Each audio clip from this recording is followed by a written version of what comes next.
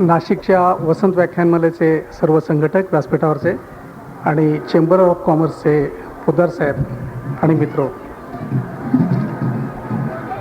प्रथम आपण मला इथे बोलवलं आणि मी गावातलाच एक माणूस आपल्या उपक्रमात सहभागी करून घेतलं, याबद्दल मी आपले आभार मानतो. आणि मला असं वाटतं, विषय जरी खेळांचा असला तरी आजचा जमाना असा आहे की त्याला अध्यक्ष उद्योग क्षेत्रातले चेंबर ऑफ कॉमर्सचे एक बुजुर्ग तुम्ही आणलेत, हा मी एक योगायोग मानत नाही. मला वाटतं खेळ आणि व्यापार किंवा खेळ आणि चेंबर ऑफ कॉमर्स यांचं जे वाढतं जवळीक आलेली आहे त्याचंच एक प्रतीक मानतो. कारण नाही तर खेळातली सट्टेबाजी असा विषय जो खरा माझ्यापेक्षा चेंबर ऑफ कॉमर्सच्या लोकांनाच जास्ती जवळचा आहे. ते तुम्ही नातं ओळखलेलं दिसतंय आणि म्हणूनच त्यांना अध्यक्ष बनवलेले आहेत असं मला वाटतं. मला वाटतं परत हे जेव्हा व्याख्यान ठेवाल तेव्हा कदाचित उद्योग क्षेत्रातल्याच माणसाकडे हा विषय असेल आणि मला वाटतं खेळातला माणूस तेव्हा अध्यक्ष असेल. मला वाटतं जे काय घडतंय ते याच दिशेने पावलं जात आहेत की खेळ हे एकेकाळी हे हौशी लोकांचं एक खेळण्याचं साधन, मनोरंजनाचं साधन, आरोग्य संपदेचं साधन. आणि स्वातंत्र्यपूर्वीच्या काळात जर पाहिलं तर इंग्रजांच्या विरुद्ध लढताना एकत्र कसं यायचं, कुठे यायचं, याच्यासाठी आपल्या राष्ट्रीय नेत्यांनी, मग लोकमान्य टिळक असोत, गांधीजी असोत किंवा दुसरे कोणी पुढारी असोत, तर त्याने एक एकत्र यायचं साधन काय, तर तालीम असावी, मंडळ असावं. म्हणजे गणेश उत्सव जो आहे त्याच्यासाठी लोक एकत्र आहेत, मेळे असत आणि मग तिथे बलोपासना करावी आणि एकत्र लोक यायला त्याला एक साधन असावं म्हणून खेळ होते. इतरत्रही पाहिलं तर खेळ एक हौशी निवळ स्वरूप होतं. पण जशी औद्योगिक क्रांती झाली पश्चिमेत आणि हळूहळू तिचं लोण भारतापर्यंत किंवा आशियापर्यंत आलं, तर खेळांचं स्वरूप बदलत गेलं. आणि मला वाटतं 20वे शतक जेव्हा संपलं तेव्हा खेळांचा संपूर्ण कायापालट झाला होता. गेल्या शतकाच्या सुरुवातीला जे काय ऑलिम्पिक व्हायचं, जे काय खेळ व्हायचे ते निव्वळ हौशी स्वरूपाचे व्हायचे. आणि मला वाटतं क्रिकेटपुरतं बोलायचं तर साधारण पॅकरची सर्कस सुरू व्हायच्या आधी 70 म्हणजे 75पर्यंत हे खेळाचं स्वरूप खूप आजच्या मनाने हौशी होतं. आता पूर्वीच्या काळातलं जर क्रिकेटर्सचं जर पाहिलं तर कसोटी खेळत तर त्यांना 15-20 रुपयाचं मानधन असायचं. अर्थात त्या काळातले 15-20 रुपये म्हणजे आजचे समजा 500-1000 रुपये हे एवढंच इन्कम होतं. आणि त्यांची राहायची सोय तेव्हा पंचतारांकित हॉटेल वगैरे काही नव्हती, त्यांना राहायचं कुठेतरी चांगल्या लोकांच्या घरी ठेवत. आणि तुम्हाला आश्चर्य वाटेल की मुंबईत कसोटीचा सामना असला तर माधव मंत्री, बापू नाडकर्णी, रमाकांत देसाई, सुभाष गुप्ते, नरेंद्र तांबणे हे लोक नेहमीसारखेच पुष्कळदा पश्चिम मध्य रेल्वे याच्या ज्या गाड्या असत ते सीसीआयवर जात, फार तर म्हणजे लक्झरी म्हणजे चैन केली असं टॅक्सीन जात. इतकंच त्यांचं ते राहणीमान होतं. आणि ते स्थानिक लोक असत त्यांना काही हॉटेलमध्ये ठेवत नसत. त्यामुळे तुम्ही तुमची घरं आहेत, तुमच्यावर मंडळाने कशाला खर्च करायचा, पैसा कमी आहे. आणि जे बाहेरगावचे लोक असत त्यांना त्या हॉटेलमध्ये ठेवत. प्रवास विमानाने म्हणजे विमानं होती पण विमानाने प्रवास नसायचा, प्रवास त्यांचा आगगाडीनेच व्हायचा, फर्स्ट क्लासने असं एवढंच. आणि लोक स्वाक्षऱ्या घ्यायला जात, प्रेम करत, चाहते ते त्यांना थैली पण छोटी मोठी देत. पण हे स्वरूप खूपसा हौशी होतं. पण मला वाटतं ह्याच्यात जो बदल केलेला आहे प्रामुख्याने तो टी व्हीने केला आहे. ऑलिम्पिक भरवणं हे सुद्धा पूर्वी काही मोठं किफायतशीर गोष्ट नव्हती. यात फरक घडवून आणला तो अमेरिकेने. आणि त्यांनी टी व्हीशी जेव्हापासून ऑलिम्पिक जोडलं तेव्हापासून ऑलिम्पिक हे एक प्रचंड उत्पन्नाचं साधन, ऑलिम्पिकचं संयोजन हे तेव्हापासून झालेलं आहे. पाहता पाहता त्याचे आकडे हे शेकडो कोटी डॉलर्समध्ये गेलेले आहेत. म्हणजे हे आपल्या रुपयांच्या हिशोबात करायचं तर काही हजारो कोटी डॉलर्स हे टी व्हीची त्यांना पुरस्कार मिळतो. आणि भारतातलं क्रिकेटचं जे वर गेलेलं आहे ते जे क्रिकेटचे संयोजक आहेत भारतीय क्रिकेट न्यायक मंडळाचे, त्यांनी जेव्हापासून तो टी व्हीशी जोडलेला आहे की खरं उत्पन्न कुठे होतं तर टी व्हीत नव्हतं. आणि टी व्हीतनं कसं होतं तर टी व्हीतनं आपण बघाल की टी व्हीत हा जो व्यत्यय प्रकार आहे, तुम्ही कधी एक पुरी 6 बॉलचं षटक बघायला मिळेल याची खात्री नसते. किंवा एक मध्ये नेमकी काहीतरी चांगली रंगतदार घटना घडते आणि नेमकं त्याच वेळेला ती जाहिरात येते. पण ती जाहिरात महत्त्वाची आहे. जे संयोजक आहेत त्यांना सामना दाखवणं जेवढं महत्त्वाचं आहे तेवढीच ती जाहिरात दाखवणं महत्त्वाचं आहे. आपण अगदी बघतोय की उत्कंठापूर्ण गोष्ट आहे की एकदम षटकार मारलाय, चेंडू हवेत उंच गेला आहे आणि नेमकं तेव्हा जर टी व्हीचा स्पॉट असेल तर ती ॲक्शन पुरी केली जात नाही. तो षटकार झाला आहे की नाही तुम्हाला 3 मिनिटांनी कळतं. टी व्ही संपलेली असते, जाहिरात संपलेली असते तेव्हा कळतं. 10-10 सेकंदाला हजारो लाखो रुपये त्यासाठी मोजावे लागतात, यातनं पैसे मिळतात. आणि हे जे पैसे मिळतात त्यातनं खेळाचं स्वरूप हे पूर्णपणे व्यावसायिक झालेलं आहे. आणि हे व्यावसायिक झालं आहे. आणि म्हणूनच बघा आता खेळाच्या क्षेत्रात कुठली नाव आहेत. आम्ही क्रिकेटचं रिपोर्टिंग सुरू केलं मी माझ्या पिढीने, तर आम्ही बघायचो कोण मोठमोठे प्लेयर आहेत. पॉली उमरीगर आहेत, विजय मांजरेकर आहेत, अजित वाडेकर आहेत, मग पतौडी आले होते, मागून प्रसन्ना बेदी, चंद्रशेखर वेंकट आले, एकनाथ सोलकर, अभिद अली आले, मागून गावस्कर, वेंगसरकर, मोहिंदर अमरनाथ, विश्वनाथ, कपिल देव हे सगळे लोक आले. आणि आता सचिन तेंडुलकर, अझरुद्दीन, कांबळी किंवा द्रविड गांगुली हे सगळे लोक आले. आता आज हे सगळं बोलायचं म्हणजे बघा मी आज नावं काढली आहेत, बघा यांचं काय क्रिकेटशी संबंध. एक आहे किशन कुमार, कोण फास्ट बॉलर स्पिनर तुम्हीच सांगा. दुसरं एक आहे राजेश कालरा, आता ही नावं लक्षात ठेवायला लागतात. तिसरं आहे संदीप चावला, एक आहे कासिम, एक आहे हथेली, एक आहे म्हणतात दाऊद किंवा शकील. तर ह्या आले कुठं नाही खेळात, आणि हे लोक खेळात आलेले आहेत. मी जसं तुम्हाला म्हणतो माझ्यापेक्षा चेंबर ऑफ कॉमर्सचेच लोक सांगतील खेळाकडे आले कसे काय, ह्या लोकांचा खेळाशी काय संबंध आहे, खेळात त्यांना काय आकर्षण वाटलं. तर ह्या लोकांना जिथे पैसा आहे त्याचं आकर्षण वाटतं म्हणून ते प्रथम राजकारणाकडे आले. राजकारणाचं स्वरूप बदललं. जे जे पक्ष सत्तेवर नव्हते ते जेव्हापासून सत्तेवर आले तेव्हा त्यांचं स्वरूप बदलत गेलं. राष्ट्रीय काँग्रेस म्हणजे स्वातंत्र्यापूर्वीची काँग्रेस आणि साधारण 60, 62, 65, 68पर्यंतची काँग्रेस ही खूप आजच्या मनाने स्वच्छ पक्ष होता. त्याचं स्वरूप बदलत गेलं. आणि त्यानंतर जे पक्ष तेव्हा विरोधी पक्षात होते नंतर सत्तेवर आले. आपण बघतोय की कोण भारतीय जनता पार्टी असो, जनता पार्टी असो, बंगालमधली मार्क्सिस्ट कम्युनिस्ट पार्टी असो, ह्यांचं स्वरूपसुद्धा सत्तेवर आल्यापासून खूप बदललं गेलं. जे लोक त्या पक्षाचे मूळचे नाहीत, त्यांना त्या ध्येयवादाचं किंवा तत्त्वप्रणालीचं आकर्षण नाही, त्याच्यासाठी काही करायची इच्छा नाही किंवा त्याचा काही त्यांची त्याग तळमळ नाही, अभ्यास नाही, ते लोक त्या पक्षाकडे गेले. आणि ही जी तुम्हाला मी नावं सांगितलं ते सिनेसृष्टीचं असेच लोक आले की ज्यांचा सिनेमाशी कलेशी काहीच संबंध नाही आहे, पण सिनेमाचा फायनान्स कोण करणार. आणि सिनेसृष्टी ज्यांच्याकडे अपेक्षेने बघते जे सिनेसृष्टीला फायनान्स करतात. मग तुम्ही आता पाहिलं मध्येच एका गुलशन कुमारांची हत्या झाली आणि इतर लोकांची काही हत्या झाली तेव्हा ही नावं काही यायला लागली. तर हे लोक सिने क्षेत्रात त्यामुळे आले कारण सिने क्षेत्रात खूप मोठा पैसा आहे. आणि हा पैसा येणार कुठनं, 400 कोटीचा 500 कोटीचा. तर हा जो काळा पैसा आहे तो मग मार्ग शोधत असतो की कुठे इन्व्हेस्टमेंट करायची आणि कुठे रिटर्न्स चांगले आहेत, कुठे गुंतवणूक करायची आणि त्यातनं पैसे चांगले मिळणार आहेत. आणि म्हणूनच त्यांनी पाहिलं राजकारण एक क्षेत्र झालं, सिनेसृष्टी हे दुसरं क्षेत्र झालं, आणि आता केबल टी व्ही हे एक तिसरं क्षेत्र आहे आणि क्रिकेट हे चौथं. तर क्रिकेट तिसरं, केबल टी व्ही हे चौथं. तर ह्या क्षेत्रांकडे ही माणसं आकर्षित केली गेली. आणि हे पाहता पाहता क्षेत्राचं स्वरूप त्या इतर क्षेत्रांची जशी बिघाडी करतात तशी क्रिकेटची होत गेली. आपल्याला याचं फार दुःख होतं. आपल्याला वाटतं हे एक निरोगी क्षेत्र आहे आणि आपली सगळ्यांची ह्यांच्याविषयी एक वेगळी धारणा आहे. सचिन तेंडुलकर आपण म्हटलं की त्याने उंच मारलेले उत्तुंग षटकार हे आपल्या डोळ्यासमोर येतात. अझरुद्दीनचं नाव घेतलं की त्याच्या फटक्यातली नजाकत, म्हणजे तो ऑन साईडचे जे फटके खेळतो, नुसतं मनगाट एक फिरवतो आणि मग चेंडू मिडऑनला गेलेला असतो, लॉंग ऑन मिड विकेटला गेलेला असतो, फाईन लेगला गेला असतो, हे आपल्या डोळ्यासमोर येतो. राहुल द्रविड म्हटला की एक तंत्रशुद्धता आहे ही आपल्या डोळ्यासमोर येते. गांगुली म्हटला की तो चेंडू खरंच किती उंच उचलतो, उंच षटकार मारतो. कुंबळा येतो, लेग ब्रेक केव्हा टाकतो, गुगली केव्हा टाकतो, टॉपस्पन केव्हा टाकतो, कळत नाही. ही सगळी नावं आपल्या डोळ्यासमोर येतात. पण ही जी नावं आपल्या डोळ्यासमोर येतात तर तीच इतर लोकांच्या पुढे आली आणि त्यांनी ठरवलं हे एक माध्यम चांगलं आहे आणि याचा काय फायदा घेता येईल. मित्रो, हे आज जे क्रिकेट सौदेबाजीचं आणि सट्टेबाजीचं प्रकरण आहे, आधी सांगतो की सौदेबाजी आणि सट्टेबाजी या दोन वेगळ्या गोष्टी आहेत. बेटिंग हे जगभर चालतं, हे कशावरही चालतं आणि त्याच्यात मला काही कदाचित गैर मानू नये कारण ते एक मानवी स्वभावाचा भाग आहे. आणि हे काही समाजात खूप असतं. कदाचित आपण पांढरा पेशा वर्ग आहे, कदाचित आपल्यातले काही लोक कधी उघडपणे कबूल करणार नाहीत, काही लोक लावत असतील किंवा काही लोकांच्यात लावण्याचं प्रवृत्ती कमी असेल. विशेषतः जो पांढरा पेशा वर्ग आहे खूप सावध असतो, जुगार खेळायला तितकासा तयार नसतो, फार तर लॉटरीचं एखादं तिकीट काढेल. पण सारखे जुगार खेळायचं ह्याला एक वेगळी प्रवृत्ती थोडीशी लागते, बिनधास्त प्रवृत्ती लागते. मला वाटतं गोव्यात ती प्रवृत्ती जास्ती असेल. पंजाब सिंध ज्यांनी फाळणीत खूप सोसलेलं आहे, इकडचा पंजाब असो किंवा तिकडचा असो, यांच्यात ती प्रवृत्ती जास्ती असेल. बिझनेस कम्युनिटी आहे त्यांच्यात ती प्रवृत्ती जास्ती असेल.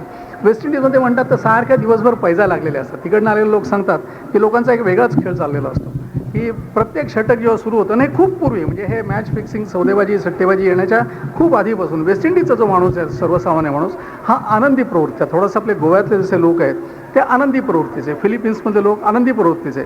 माझा एक मित्र फिलिपिन्समध्ये होता, तो म्हणाला काय रे, म्हटलं फिलिपिन्समधले लोक असे आहेत. म्हणे गोव्यातल्यासारखे. म्हणजे काय? म्हणे काय नाही, एखाद्याला विचारावं की अरे तो काय वॉलेस स्ट्रीट कुठे आहे, तो म्हणतो हो वॉलेस स्ट्रीट. मग तो हसतो, हो हो करतो आणि म्हणतो वॉलेस स्ट्रीट. त्याला आठवत नाही कुठे, पण तो हसत राहतो, हो करत राहतो. मग तो शेजारच्याला म्हणतो अरे he wants no where is Wallace street. मग तोही हसतो, त्यालाही माहीत नसतं. मग तो तिसऱ्या माणसाला विचारतो. मग ते 3-4 लोक हसत हसत वॉलेस स्ट्रीट करून शेवटी तुम्हाला पत्ता सांगतात. त्यांची प्रवृत्ती अशी हसावं, खेळावं, मजा करावी आणि मग पैजा लावाव्या. तर वेस्ट इंडिजमध्ये सांगायची होती की कशावरही पैज लागते. म्हणजे समजा हे षटक सुरू झालं तर या षटकात किती चेंडूवर चौकार मारले जाते, हा एक पैजेचा विषय. दुसरा एक असाच काही विषय की ह्याच्यात त्यांच्याकडे फास्ट बॉलर्स खूप चांगले आहेत, जलदगती गोलंदाज चांगले आहेत आणि त्यांना त्यांचा खूप अभिमान आहे. खूप म्हणजे कॉन्स्टंटाईन मार्टिनडेलपासून ते आज थेट वॉल्श अमरोज यांच्यापर्यंत एक मोठी परंपरा आहे, अखंड परंपरा आहे, तुटलेली नाही. एका वेळेला 4-4, 6-6, 8-8 फास्ट बॉलर त्यांच्याकडे चांगले आहेत. म्हणजे आपल्याकडे 1-2 सापडायला मुश्किल होते, त्यांच्याकडे कोण निवडावे कोण बाहेर ठेवा असा प्रश्न येतो.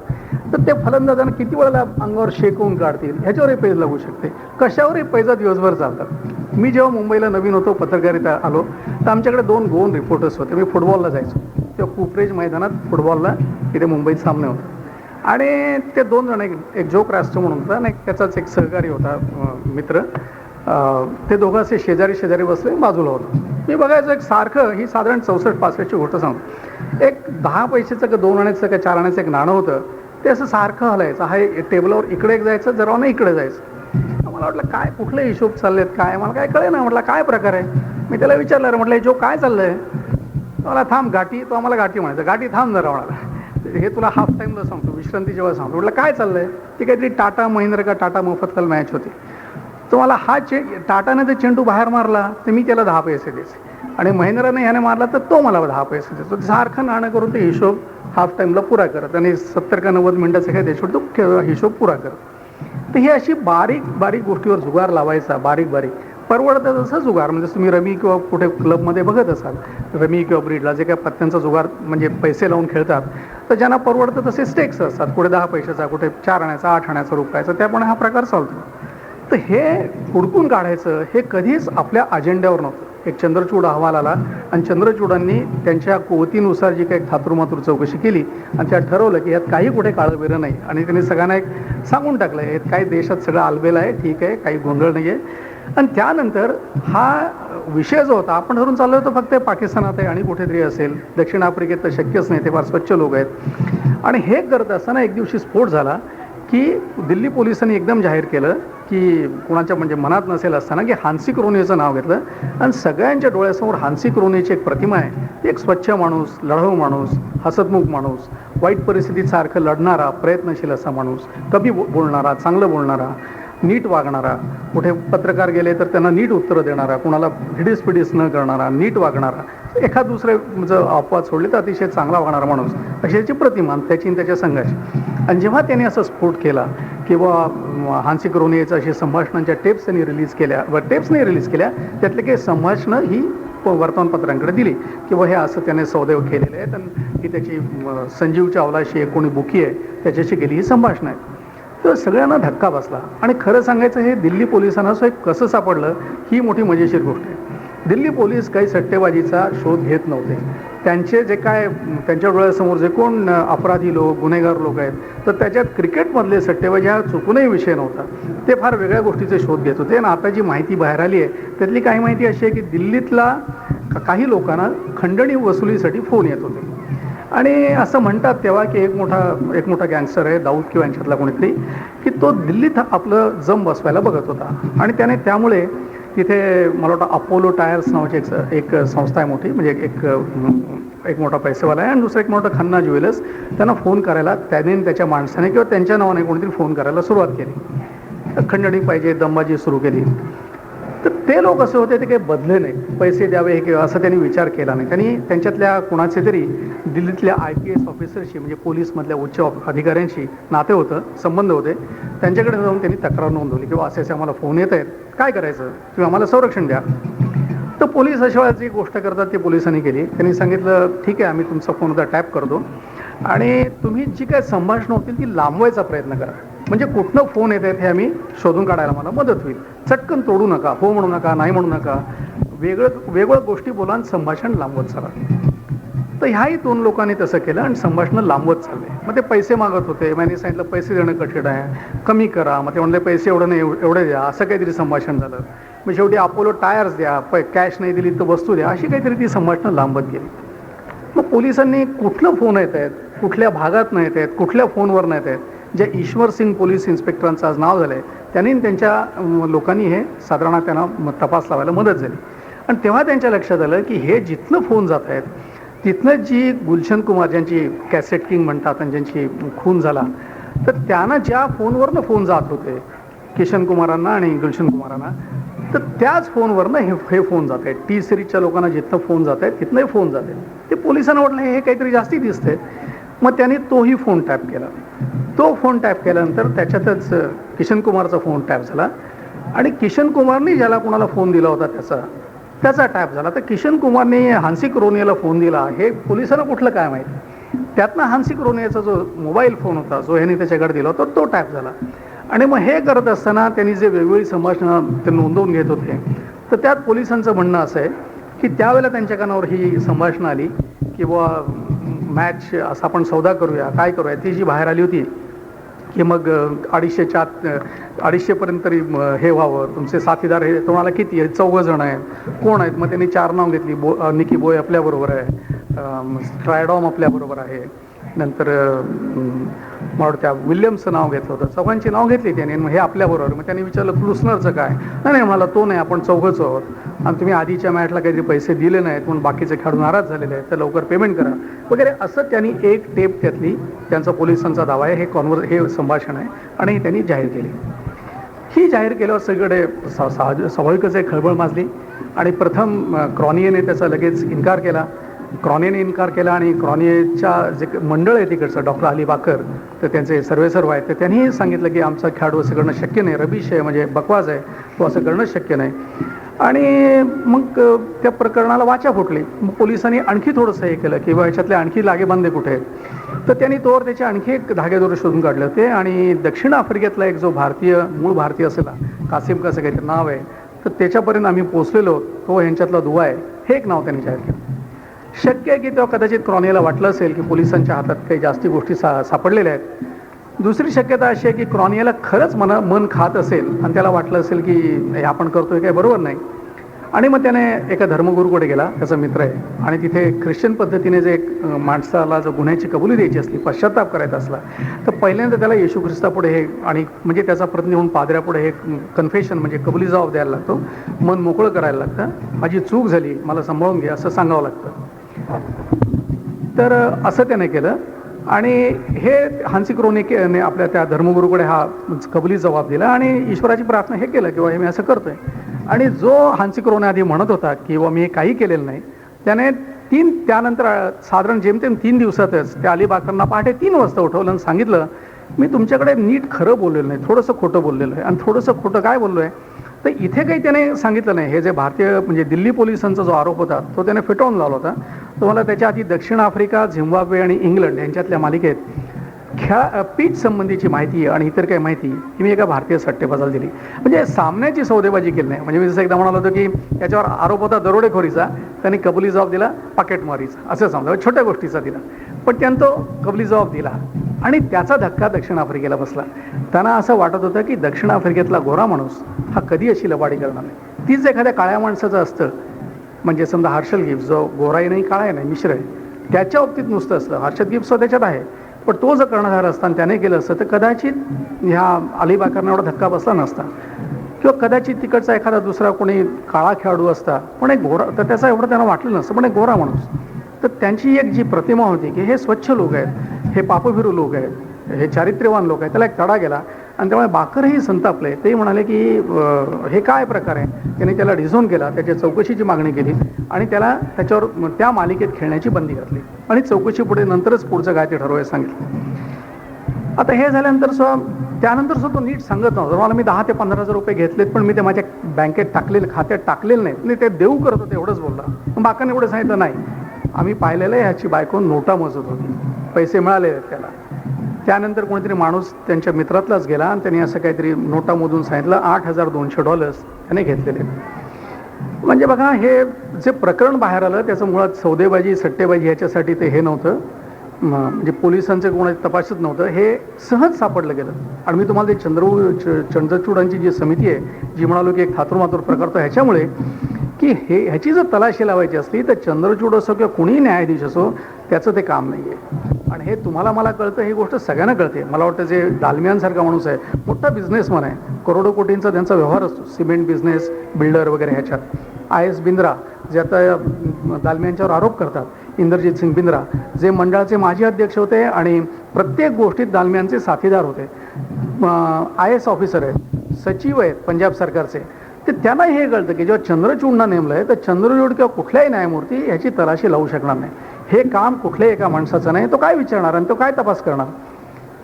तर तो एवढंच सांगणार, बा माझ्याकडे ह्या लोकांनी एवढी साक्ष दिली, बरं ती साक्ष व्हेरीफाय करण्याचं, योग्य प्रश्न विचारण्याचंही त्यांच्याकडे काही कसब नव्हतं, त्यांना खेळाची माहिती नाही.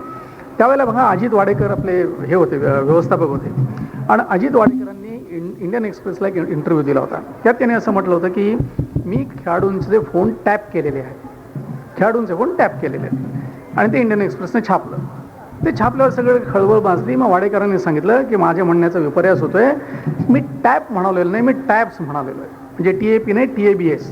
म्हणजे हे आणखी जास्ती. टॅप म्हणजे निदान फोन तुम्ही टॅप करता, फोनवरचं संभाषण ऐकता, नोंद करता. टॅप्स म्हणजे खेळाडूंच्यावर पाळत ठेवणं, म्हणजे पुढची स्टेज आहे. म्हणजे वाडेकरांनी सांगितलं मी हे नाही, मी खेळाडूंच्यावर पाळत ठेवते. म्हणजे अधिक गंभीर स्वरूपाचा हा प्रकार होता असं त्यांना वाटत होतं.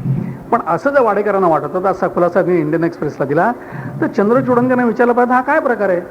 आणि तुम्ही जर असा आरोप करताय की तुमचा असं जर अनुभव आहे, तर तुमच्यानंतर जे प्रशिक्षक आले संदीप पाटील, ते वाडेकरांच्या प्रमाणे मुंबईचे आहेत. दोघं मराठीत एकमेकांशी नीट चांगलं बोलू शकतात म्हणून म्हणतो. आणि वाडेकर त्यांना सांगू शकले असते मला कोणाच्या विषयी संशय आहे, का पाळत ठेवताय खेळाडूंच्यावर, आधीच व्यवस्थापकांनी कधी नाही ठेवली. तर वाडेकरांच्यावर अशी कुठली इमर्जन्सी आली होती की त्यांनी पाळत ठेवली पाहिजे. टॅप नाही तर टॅप्स आहेत का करताय, तर त्यांनी सांगायला पाहिजे. आणि हे त्यांना चंद्रचूडाने त्यांची त्याच्यावर नीट उलट तपासणी घ्यायला पाहिजे ती साक्ष घेताना, किंवा तुम्ही काय हा संशय कुठला आला. तर चंद्रचूडांनी तेही केलं नाही, कारण त्यांना मुळात खेळाची माहिती नव्हती किंवा अशी प्रश्नावली यांना काय विचारावी नव्हती. त्यांनी आपले बराबर एक 4-5 दिवसात उरकून टाकलं. सुनील देव म्हणून एक दिल्लीतले आहेत, दिल्लीतल्या काँग्रेसमध्ये काँग्रेस पक्षाशी संबंधित आहेत, बिझनेसमन आहेत, जगभर हिंडले फिरलेले आहेत. दक्षिण आफ्रिकेच्या दौऱ्यात साधारण 92-93च्या बेताला ते संघाचे व्यवस्थापक म्हणून गेले होते, मंडळाचे माजी उपाध्यक्ष होते. तर त्यांनी अशा स्वरूपाची काही निवेदनं केली होती की जिथे धूर आहे तिथे आग आहे, जिथे आग आहे तिथे धूर आहे, काहीतरी असणारच. आणि त्यांनी काही गोष्टींचा संशय व्यक्त केला होता. तर संशय व्यक्त केल्यावर चंद्रचूडांनी त्यांनाही विचारलं पाहिजे संशय काय तो तुमच्या मनात, काय काळबेरं दिसलं, पुरावे नसतील, थोडक्यात सांगा, अंदाज द्या, काही हिंट्स द्या, कशावरनं तुमच्या मनात संशय येतो, काय तुमच्या मनात आहे. चंद्रचूडांनी काहीच विचारलं नाही.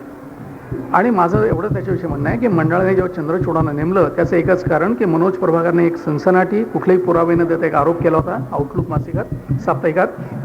आणि एकदम देशात असं वाटलं की 25 लाख रुपये लाच देऊ पाहतोय, ते काय प्रकार आहे देशात सगळीकडे. त्यामुळे सनसनाटी निर्माण झाली.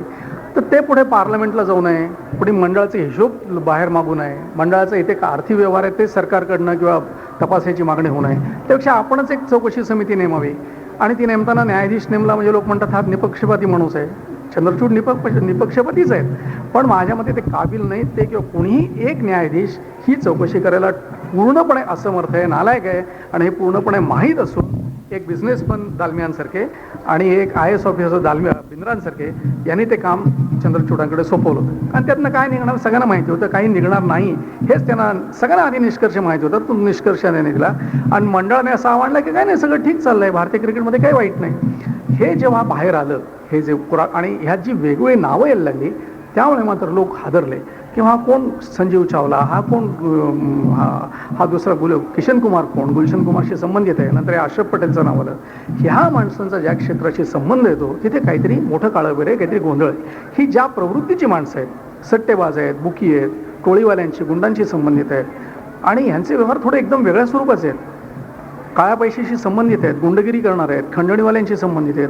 तर ही माणसं ह्यात कुठे जर संबंधित असली तर ह्याच्यात काहीतरी वाईट घडत आहे.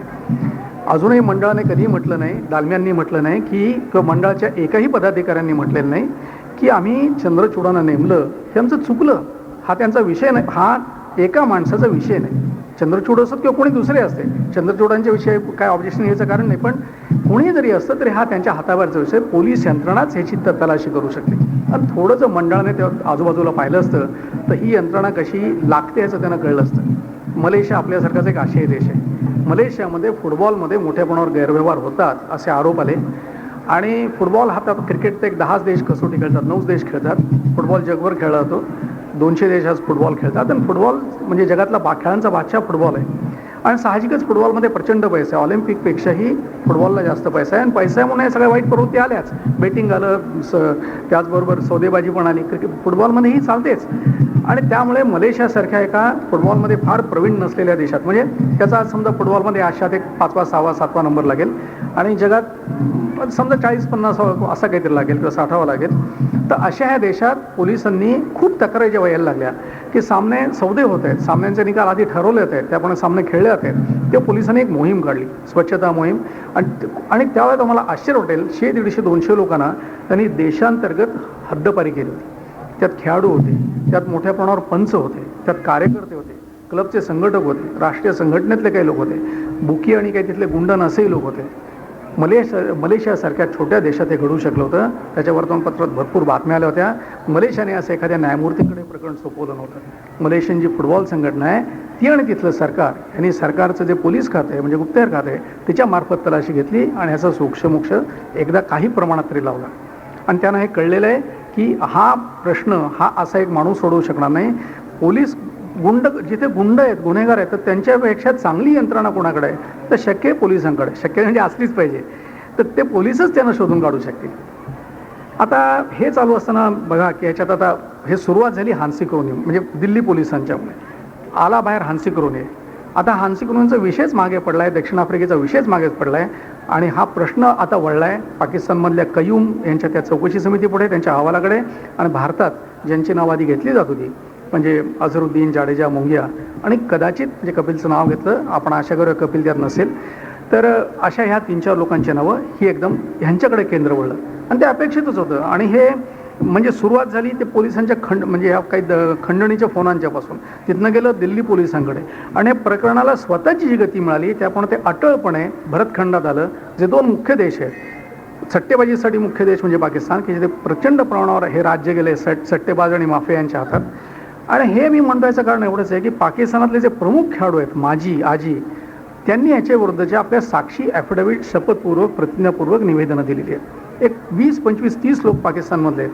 त्यात इम्रान खान आहे, त्यात जावेद मियांदाद आहे, त्यात इंतिखाब आलम आहे. हे सगळे पाकिस्तानचे माजी कर्णधार. त्याच्यातच हारून रशीद हा एक त्यांचा जुना खेळाडू आहे. त्याच्यातच आजच्या पिढीमधला आमिर सोहेल आहे, रशीद लतीफ आहे. रशीद लतीफ हे माजी कर्णधार, आमिर सोहेल हे माजी कर्णधार, वकार युनिस आहे, अकीब जावेद आहे, अताउर रहमान आहे. हे सगळे पाकिस्तानचे कसोटीवीर आणि इतर काही लोक यांनी साक्षी दिल्या आणि आपापली मतं सांगितली. आणि त्यांनी काय सांगितलं की त्या सगळ्यांच्या म्हणण्याचा एक रोग असा आहे की साधारण गेल्या दशकात म्हणजे साधारण 92, 93, 94 पासून मध्ये असे 4-5 वर्षांचा कालखंड आला की जेव्हा पाकिस्तानमध्ये याची लागण मोठ्या प्रमाणावर झाली आणि ह्याचा दुष्परिणाम जगभर होत आहेत पण मुख्यतः पाकिस्तानमध्ये हे झालं. आणि हे मी म्हणतोय माझं मत म्हणून मी सांगत नाही ही त्यांचा कयूम ह्यांचा जो अहवाल आहे जो लीक झाला जे छापून आलं त्याच्याविषयी बोलतो. आणि हा लीक कसा झाला मला वाटतं पाकिस्तानातल्याच लोकांनी भारतात प्रसिद्ध होईल याची मोठी व्यवस्था केली होती. कारण पाकिस्तानात लष्करशाही आहे, एखादं दाबून टाकू शकतात. आणि पाकिस्तान भारत किती थोडं अंतर आहे म्हणजे अर्धा पंजाब तिकडे अर्धा पंजाब इकडे. त्यांनी तो पद्धतशीर मला वाटतं भारतात लीक केला याला एक प्रसिद्धी मिळू दे, हे लोकांच्या पुढे येऊ दे. पाकिस्तानमध्ये दाबलं तर भारतात येऊ दे, भारतात आलं की जगभर पसरेल आणि ते लोकांच्या पुढे येऊ दे की अशा स्वरूपाचे आरोप आहेत, अशा स्वरूपाची प्रतिज्ञापत्र हे पाकिस्तानी खेळाडू देत आहेत. इम्रान खानने त्या प्रतिज्ञापूर्वक ॲफिडेव्हिटमध्ये जे म्हटलं जे प्रसिद्ध झाले ते असं आहे की एक सामन्याच्या वेळेला इम्रान खानला जावेद मियांदादने सांगितलं की आपल्या संघातले 4-5 लोक फुटलेले आहेत आणि संभाळ काही होऊ शकते. तर इम्रान खान आता काय करायचं, ऐन वेळेला अशी बातमी आली खरी असू शकेल खोटी असू शकेल असली तर काय करायचं. तर इम्रानने जेव्हा तोडगा काढला की आधीच्या सामन्यात जे काही मानधन पाकिस्तानने जिंकलं होतं आणि त्या सामन्यात जे काही मानधन त्यांना म्हणजे किमान मिळण्याची शक्यता होती तर आता आपण एकच करायचं. त्याने सगळ्यांची बैठक बोलवली खेळाडूंची, टीम मिटिंग असते सामन्याच्या आधी. तर मला हे सगळे पैसे आपण पाकिस्तान जिंकणार अशी आपण पैज लावायची आणि त्यांनी तशी पैज लावली. तो म्हणाला माझं काम झालं, आम्ही जिंकलोच म्हणाला. खेळाडूंना एक कळलं होतं की आपण हरलो तर सगळे पैसे राहणार आहेत, जिंकलो तर हे आणि वरचे पैसे मिळणार आहेत. ही सगळी रक्कम जशीच्या तशी आणि इम्रानचा शब्द तिथे फायनल असे. इम्रानला ते खूप मानतात आणि मानावसाचं कर्तृत्व दानशूरपणा आणि मोठी वृत्ती आहे. आणि इम्रान ह्याच्यात मॅच फिक्सिंगमध्ये मुळीच नसेल असं मला का वाटतं. आणखी एक कारण आहे की भरतखंडातल्या कुठल्याही खेळाडूने केलं नाही. गावस्करने केलं नाही, कपिल देवने केलं नाही, वेंगसरकरने केलं नाही, मोहिंदर रमनानने केलं नाही, अझरुद्दीनने केलं नाही. अशी एक मोठी गोष्ट त्याने केलेली आहे. त्याने काय केलं की त्याची आई कॅन्सरने गेली आणि म्हणून त्याने असं ठरवलं की पाकिस्तानला एक कॅन्सर हॉस्पिटलची गरज आहे, ते आपण बांधायचं. आणि तो करोडो रुपये त्याने जमवले, भीक मागत होता, पैसे जमवत होता आणि त्याने पाकिस्तानला एक असं हॉस्पिटल बांधून दिलं. करोडो रुपयांचं एक अद्ययावत हॉस्पिटल त्याने बांधलं. मला नाही वाटत एवढी सामाजिक जाणीव ह्या भरतखंडात कुठल्याही एका खेळाडूने ठेवलेली आहे. देवधरांचं म्हणता येईल. देवधरांना प्रोफेसर देवधरांना ज्या 2 थैल्या मिळाल्या होत्या, एक 80,000ची त्यात त्यांनी 20,000 घातले आणि एक 2 लाखाची ते त्यांनी क्रिकेटलाच देऊन टाकल्या होत्या. पण त्याच्याहूनही खूप मोठं प्रकार ऐन शिखरावर असताना लोकप्रियतेचा हा इम्रानने केला. तर मला वाटतं इम्रान जावेद हे ह्यात कुठे नसतील. मला असं वाटतं की सुनील आणि कपिल सुद्धा ह्याच्यात नसतील. हे सगळं जे सुरू झालं आहे ते 90-92 नंतर साधारण सुरू झालेलं आहे. त्या काळातल्या क्रिकेटवर विशेषतः पाकिस्तानमधल्या आणि शक्य इतर काही देशात त्याची छाया पडलेली आहे. तर इम्रानने सांगितलं. त्यानंतर तो म्हणतो की आमच्या देशात इम्रान कबूल करतो, इम्रानने हे टेलिव्हिजनवरही सांगितले, काही गुपित नाही आहे, सगळ्यांना माहिती आहे, हे एकदा दोनदा तीनदा बोललेलं आहे. तो मला त्या काळात आमच्याकडे काय वाईट गोष्टी घडलेल्या आहेत, पण आमचं मंडळ तेव्हा झोपलेलं होतं किंवा काही ॲक्शन घ्यायला तयार नव्हतं, दंड करायला तयार नव्हतं. तेव्हाच जर वेळीच दंड झालेला असता गुन्हेगारांना तर ह्याच परिस्थिती आली नसती. पण आम्ही तेव्हा चूप बसलो आणि त्याचे परिणाम आज भोगायला लागत आहेत, असं तो बोललेला आहे. हे सगळं रेकॉर्ड आहे. जावेद मियाँदादने असं सांगितलं, तोही पाकिस्तानी खेळाडू, पण जेव्हा शेन वॉर्न आणि टीम मे आणि मार्क वानी आरोप केले की सलीम मलिक आम्हाला लाच द्यायचा प्रयत्न करत होता आणि प्रत्येक कसोटी सामना आणि झटपट सामना तर माणसं उभी असत आम्हाला सांगत की तुम्ही आज खराब खेळायचं, लवकर बाद व्हायचं, किंवा शेन वॉर्नला आणि टीम मे जो ऑफ स्पिनर आहे सांगत की तुम्ही खराब गोलंदाजी करायची आणि तुमचे पैसे जाताना घेऊन जायचे. जाताना मग त्या सामन्यात त्या संध्याकाळीच हिशोब चुकता होईल. संबंध त्या 1.5-2 महिन्याच्या दौऱ्यात पिच्छा पडत होता. शेन वॉर्नने आपल्या पुस्तकात पण हे लिहिलेलं आहे, काही त्यात लपून छपून नव्हतं. पण हे केल्यानंतर जावेद मियाँदादने पाकिस्तानची बाजू घेतली नाही. तो उघडपणे म्हणाला, ऑस्ट्रेलियाची संस्कृती मला माहिती आहे, पाश्चिमात्य देशांची संस्कृती मला माहिती आहे, पाकिस्तानपेक्षा हा पाकिस्तानी माणूस म्हणतोय, पाकिस्तानचा माझी कर्णधार म्हणतोय, ते लोक पुराव्याशिवाय गोष्टी होता. तर त्यावेळेला आम्ही असा टीम मिटिंगमध्ये निर्णय घेतला होता की हा सामना विद्युत झोतात आहे, त्यामुळे आपण जर नाणेफेक जिंकली तर आपण प्रथम फलंदाजी घ्यायची.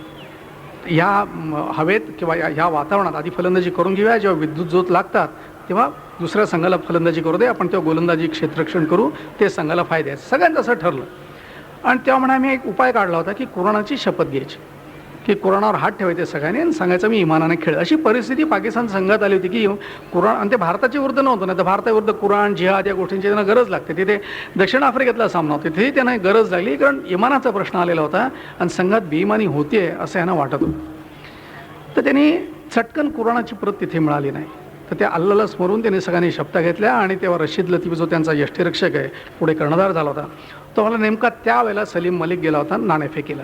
पण आम्ही जेव्हा अल्लाला स्मरून शपथ घेतो तेव्हा सलीम मलिक आमच्यात नव्हता. आणि त्याने आल्यानंतर आम्हाला सांगितलं की मी नाणेफेक जिंकली आहे आणि आम्ही प्रथम क्षेत्ररक्षण घेतलं आहे. आधी ठरलं होतं की फलंदाजी घ्यायची आणि क्षेत्ररक्षण घेतलं. तेव्हाचे जे व्यवस्थापक आहेत त्यांनी आम्हाला म्हटलं होतं, आणि जे छापून पुन्हा आलेलं आहे, की त्यांनी म्हटलं होतं की हे कळल्यावर रशीद लतीफ एवढा संतापला की तो पॅड्सच बांधायला तयार होत नव्हता.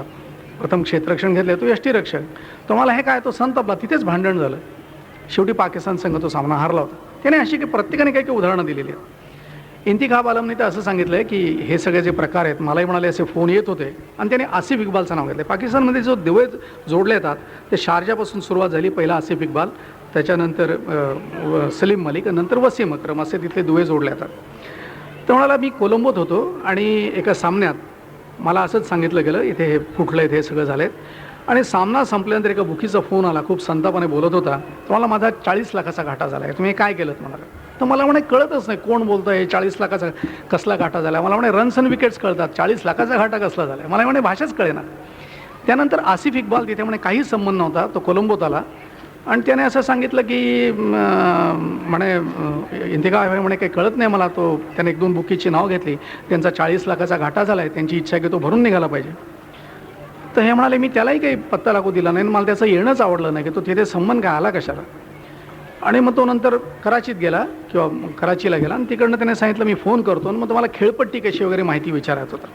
त्यामुळे मला याचा आधीपासून संशय होता. त्याने काही प्रश्न विचारला तर मी चुकीचं खोटं उत्तर द्यायचो, मी तशीच उत्तरं दिली. त्यानंतर तो मला पुन्हा फोन करणं त्याने बंद करून टाकलं. वकार उन्नीसने सांगितलं की त्याला आणि जावेद अकीबला एकाला काहीतरी गाडी ऑफर केली होती आणि त्यांनी सांगितलं मला कायम असं खंत वाटले, मला मन खातं आहे की मला ही जी गाडी मिळाली अशा दुष्कृत्याबद्दल, तर अल्लाने मला त्याची मागून प्रायश्चित्त मला शिक्षा दिलेली आहे आणि मी ही पुन्हा चूक करणार नाही. मला वाटतं हारून रशीद किंवा इंतिखाब आलमनी बासित अली त्यांच्याकडे जावेद मियाँदादसारखा खेळणारा पुढे खेळाडूच होता, त्याचं नाव घेऊन सांगितलेलं आहे की एका सामन्यानंतर तो माझ्या रूममध्ये आला, मला मी चूक केली आहे, आपल्या संघातल्या 4-5 खेळाडूंनी चूक केली आहे, मला आत्तापर्यंत सांगायचं धैर्य होत नव्हतं, मी तुमच्याकडे येऊन कबुली देतो की फार माझ्यातनं वाईट घडलं आहे, पाप घडलं आहे, मी पुन्हा असं करणार नाही. पुढे बासित अलीच संघाबाहेर गेला. ह्या ज्या लोकांनी आरोप केले, रशीद लतीफ पाकिस्तानच्या संघाबाहेर गेला, आमिर सोहेल आत बाहेर करत बाहेर ठेवला गेला. विश्वचषकात जेव्हा पाकिस्तानला एका सलामीवीराची गरज होती, चांगला सलामीवीर, पण त्यांनी आमिर सोहेलला शेवटपर्यंत बोलवलं नाही. शेवटी एक गरज आली, युसुफ योहानाला इंजुरी झाली, कुणाला बोलवायचं, पण त्यांनी काय आमिर सोहेलला बोलवलं नाही, कारण वसीम अक्रमला तो संघात नको होता. हे अगदी उघड आहे. तर ही इतकं पाकिस्तानचं क्रिकेट कलंकित झालेलं, पण तरीही पाकिस्तानने त्यांच्यावर काही आत्तापर्यंत ॲक्शन घेतली गेली नव्हती. जसं आपल्याकडे चंद्रचूड अहवाल करून सगळ्यांना मोकळं निर्दोष ठरवलं गेलं, तसं हे झालं. त्याच्या आधी ऑस्ट्रेलियाने, म्हणजे ज्यांच्यात खऱ्या चांगल्या परंपरा आहेत, देशात सुबत्ता आहेत, लोकसंख्या थोडीशी जेमतेम 1.5 कोटी आहे, त्यामुळे सुबत्ता आहे, सगळं चांगली म्हणजे भ्रष्टाचार कमी, असा हा देश, क्रिकेटची मोठी परंपरा, ब्रॅडमन वगैरे आपली पण दैवतं. तर त्या ऑस्ट्रेलियाने त्यांच्यातल्या 2 खेळाडूंनी जेव्हा पैसे घेतल्याची कबुली दिली 1994 साली, कोलंबोमध्ये शेन वॉर्न आणि मार्क वॉ यांना त्यांनी सांगितलं की इंडियन बुकी आहे, कोणीतरी जॉन नावाचा बुकी आहे, त्यांनी फोन करून सांगितलं की मला खेळपट्टीची माहिती सांगा आणि संघातली काय माहिती सांगा. तर खरं वरून पाहता खेळपट्टीची माहिती यात काहीच विशेष नसतं. काय आता आम्ही पत्रकार होतो, आम्ही सामन्याच्या आधी विचारतो की कशी खेळपट्टी, तुम्हाला काय वाटतं. आणि तुम्ही टी व्हीवर तर आपण अनेकदा 100 वेळा पाहिलं असेल की सामन्याच्या आधी मग टोनी ग्रेग जातो किंवा एन चॅपल जातो किंवा गावस्कर रवी शास्त्री जातात. खेळपट्टीत गुड लेंग स्पॉटच्या अलीकडे म्हणजे स्टम्पच्या बाजूला ते जरा वाटलं ते खिशातनं किल्ली काढतात, बघतात ती आत म्हणजे भुसभुशीत आहे का, ती फिरवून बघतात त्याच्यात, म्हणजे किंवा असं टप्पासो एखादा चेंडू उसळतो आहे का, असं एक त्याच्यावर आपली मतं देतात. तर हे ह्यांनी विचारल्यात काय मोठी गुप्त माहिती होती. पण ही द्यायला जो एखादा माणूस पैसे ऑफर करतो, हे पत्रकारांनी विचारणं हे निर्हेतुक असतं. आम्ही पत्रकार विचारतो तर हे तुमच्यासाठी विचारतो, वाचकांसाठी म्हणजे लोकांसाठी विचारतो. टेलिव्हिजनवरही जेव्हा चॅपल, गावस्कर, टर्नर, होल्डिंग कोणी विचारतात, तेही जे करोडो लोक बघणार आहेत त्यांच्यासाठी विचारतात की त्यांना माहिती असावं की खेळपट्टीविषयी कर्णधारांचे अंदाज काय आहे, त्यांना कशी वाटते खेळपट्टी. पण हे जे बुकीज विचारत होते, जे माणूस पैसे येतो, आम्ही समजा कोणी पत्रकारांना विचार, आम्ही काही त्यांना पैसे देत नसतो, त्यांना दिसतंय रोज सकाळ संध्याकाळ दिसणारे पत्रकार आहेत आणि ग्रेग आणि चॅपल आणि गावस्कर हे तर त्यांच्यावर बुजुर्ग लोक आहेत. हा माणूस कशाला हे विचारतोय आणि पैसे येतो म्हणजे हे काही सरळ व्यवहार नाही. पण शेन वॉर्न आणि या दोघांनी थोडेसे काहीतरी पैसे घेतले, 10-15 हजार काहीतरी ऑस्ट्रेलियन डॉलर घेतले, ती माहिती दिली. त्यांचं मन त्यांना खात होतं, पण त्यांनी तरी लगेच कळवलं नाही. जेव्हा ते सप्टेंबरमध्ये ही गोष्ट 94च्या आणि त्यानंतर महिनाभरात ते पाकिस्तानात गेले आणि पाकिस्तानात जेव्हा हे लोक त्यांचा पिच्छा पुरवायला लागले सारखे की आम्हाला खराब खेळा, सामना विका, लाच घ्या, आम्ही तुम्हाला तुमचं कल्याण करू, पैसे देऊ, करोडो रुपये देऊ, लाखो रुपये देऊ, तेव्हा त्यांना प्रकाश पडला असेल डोक्यात की आपण ज्यांच्यावर चार्जेस करणार ते आपल्या हातनं ते घडलेलं आहे, तर त्याला आपण काय करायचं. म्हणून त्यांनी पहिला कबुली जबाब ऑस्ट्रेलियन मंडळाकडे दिला की तेव्हा आम्ही असे पैसे घेतले होते. ऑस्ट्रेलियन मंडळाने त्यांना एक मामूली दंड केला. म्हणजे समजा त्याने एक 10-15 हजार जर डॉलर घेतले असले तर त्याच्या एक 1.5 असा दंड घेतला. तर त्यांनी काय पैसे घेतले त्यांनाच माहिती, काय माहिती दिली त्यांनाच माहिती. दंड काय झाला तेवढा जाहीर झाला आहे, तो त्यांनी सांगितलेल्या माहितीच्या 1.5 रकमेचा दंड आहे, म्हणजे काय फारसा दंड नाही. आणि मुळात त्यांच्यावर एकही सामन्याची बंदी घातली नाही, एकाही वर्षाची सोडा. खरं तर ह्या गुन्ह्याबद्दल आणि जे पहिल्यांदा करतात तर तुम्ही दंड जास्तीच का केला पाहिजे, शिक्षा जास्त का दिली पाहिजे, ते एक जरब बसावी. ह्या खेळाडूंचं चुकलेलं आहे आणि अशी चूक दुसऱ्यांनी करू नये म्हणून ज्याला एक्झम्पलरी म्हणून आज म्हणतात की एक मॉडेल शिक्षा व्हायला पाहिजे की इतरांची हिंमत होऊ नये. तसं ऑस्ट्रेलियानं काही केलं नाही. ऑस्ट्रेलियानं त्यांना किरकोळ दंड केला, ती गोष्ट लपवून ठेवायचा प्रयत्न केला आणि आंतरराष्ट्रीय क्रिकेट समिती ज्यात सध्या दालमी अध्यक्ष आहेत आणि तेव्हा ते कोणीच नव्हते, तो डेव्ह रिचर्ड्स म्हणून जे त्यांचे मुख्य होते त्यांना हे कळवलं त्यांनी आणि त्यांना बहुधा अशी अट घातली होती, बहुधाने अटच होती की हे उघड करू नका. 4 वर्ष ऑस्ट्रेलियाने हे लपवून ठेवली गोष्ट. 4 वर्ष हे लोक खेळत होते, उजळ माथ्यानं खेळत होते, ही गोष्ट फुटली नव्हती. शेवटी एका ऑस्ट्रेलियन खेळाडूलाच ही गोष्ट सहन नाही झाली. डेव्हिड हुक्स म्हणून त्यांचा एक जुना डावखोरा फलंदाज होता, तो काहीतरी मेलबर्नच्या TV स्टेशनवर बोलत होता. त्यानेच हा गौप्यस्फोट केला की या 2 लोकांनी अशी लबाडी केली होती. हे सामना विकणं नाही, ही सौदेबाजी, म्हणजे हे मॅच फिक्सिंग नव्हतं. त्याने एका सामन्यात फक्त खेळपट्टी न्यायच्याविषयीचं आपलं मत दिलं होतं, ह्या पलीकडे काही केलं नव्हतं. पण ती चूक होती, ही पहिली पायरी आहे. आणि कोणी सांगत ते तुम्हाला टेस्ट करतायत, तुमचं पाणी झोपतायत, तुमचं माप घेत आहेत की अरे बघू याला जर दाखवले 10-15 हजार रुपये तेव्हा काही विकला जायची तयारी आहे का. आणि आज ही लाच तुम्ही घेतली तर पुढच्या वेळी ते जास्ती काहीतरी देतील आणि त्यांना कळलं तुमचं काय किंमत आहे ती कळली. समजा आज $15,000 दिले, पुढच्या $1 लाख घेऊन येतील आणि काहीतरी मोठी गोष्ट मागतील. एक माप घेतात, बघतात की कुठपर्यंत खेळाडू बघतात, चाचपून बघतात. ते पहिली चाचपणी असू शकेल. तर ऑस्ट्रेलियन्सवर 4 वर्ष लपवून ठेवलं. का लपवून ठेवलं? प्रत्येकाला असं वाटतं की ही जी खेळाडू, ही जी दैवत आहेत, तर त्यांच्याभोवती समाज हा त्यांच्याकडे दैवत म्हणून बघतो. म्हणजे भारतातले जे क्रिकेटर आहेत हे दैवत किती आहेत हे माझ्यापेक्षा आपल्याला माहिती. आपल्या घरी जे आपण मुलांच्या करता विशेषतः त्यांच्या घरी कुठल्याही राजकारणी माणसांचे फोटो नाही आहेत. त्यांच्या घराघरात जर म्हणजे जिथे मुलांची खोली आहे त्या खोलीत बघाल तर खेळाडूंचे फोटो आहेत. पूर्वी सुनील गावस्कर, कपिल देवचे असतील, आज तेंडुलकर, अझरुद्दीन, गांगुली, द्रविड यांचे असतील, किंवा शेन वॉन, मॅग्रा आणि लारा यांचे पण असतील, किंवा वसीम अक्रमचा पण असेल, किंवा मग स्टेफी ग्राफ आणि पीट सॅम्परस यांचे पण असतील. तर ही लोकांच्या मनातली दैवत आहेत आणि लोकांच्या मनात यांच्याविषयी एक स्वच्छ इमेज आहे आणि ती प्रतिमा आहे. तिचा फायदा खेळाला उठवता आला पाहिजे, कारण आज खेळात प्रचंड पैसा आलेला आहे. तसं मी तुम्हाला आधीच म्हणालो की ही गोष्ट आज चेंबर ऑफ कॉमर्सनंच जास्ती समजू शकेल, कारण आज तुम्ही बघाल की भारतीय ऑलिम्पिक असोसिएशन जे आहे ते पैशासाठी गेले आहे, ते confederation of industries of India CII गेलेलं आहे आणि त्यांनी सांगितलं आपण एक करार करूया, आम्हाला काहीतरी पैसे हवेत इंडियन ऑलिम्पिक असोसिएशनला. तर आज म्हणून उद्योग समूहाकडे खेळ बघतंय आणि क्रिकेट हा असं आहे की जे स्वतः पैसे आणू शकतं असा हा खेळ आहे. आज तुम्ही जर टेलिव्हिजनचे करार पाहिले, चॅनल 9 केला आहे, 5 वर्षाचा करार आहे 235 कोटींचा, म्हणजे 1 वर्षाला 47 कोटी झाले. 1 वर्षात आपण असं धरू भारतात 20 आंतरराष्ट्रीय सामने होतात, म्हणजे आपण असं रोज 6-7 कसोटी सामने होतात, 12-15 एक दिवसाचे सामने होतात. मला वाटतं प्रत्येक सामन्यात प्रत्येक केंद्रावर 3 ते 5 कोटीचा व्यवहार होत असेल. आपण 3-4 कोटीचा धरू, म्हणजे 20 सामन्यात 80 ते 100 कोटीचे व्यवहार होतात. हे एकच करार हा आधीचा 47 कोटींचा आहे, हे आपण पाहिले हे 100 कोटी आहे. त्याचबरोबर ह्याच्यावर जी ॲडव्हर्टायझिंग इंडस्ट्री चालते त्याचा विचार करा की त्याच्यातनं किती पैशाचे व्यवहार होत असतील. मग सचिनच्या जाहिराती आहेत, अझरच्या आहेत, जाडेजाच्या आहेत, गांगुली आणि कुंबळे किंवा विनोद कांबळीच्या आहेत. त्याचबरोबर ह्याच्यामुळे जी स्पोर्ट्स गुड्सची इंडस्ट्री आहे, म्हणजे bat, ball, pads, gloves, T-shirt, साधे शर्ट, पॅन्ट्स वगैरे वगैरे हे सगळं बनवण्याचे जो उद्योग व्यवसाय आहे त्याचं एक 100 कोटी धरा. मला वाटतं क्रिकेटचा व्यवसाय वर्षाला जर पाहिला तर एक 300 कोटीचा व्यवहार आहे. पण हा काही साधा व्यवहार नाही, आणि हा व्यवहाराचं केंद्र खेळाडू आहे. जर खेळाडू चांगले असले, खेळाडूंची प्रतिमा स्वच्छ असली तर खेळ असा राहील आणि तो वाढेल. आणि म्हणून प्रत्येक मंडळ ही प्रतिमा जपायला बघत होतं. ऑस्ट्रेलियाने म्हणून शेनवॉन आणि मार्क कॉइनची जी छोटी चूकच होती, पण ती सांभाळून घेतलं, लपवून ठेवली. भारतानेही चंद्रचूडांचा अहवाल आहे तो चंद्रचूडांकडे नेमून तो प्रश्न निकालात फाईल बंद केल्यासारखं केलं.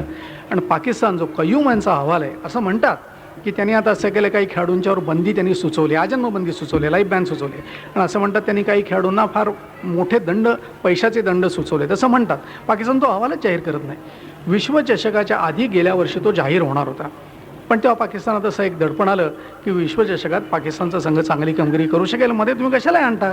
आपला संघ जर विश्वचषक जिंकणार असेल आणि तुम्ही जर वसीम अक्रम किंवा आणखी 2-4 लोकांच्यावर बंदी घातली, ते इजाज अहमद वगैरे, तर हे चांगलं होणार नाही.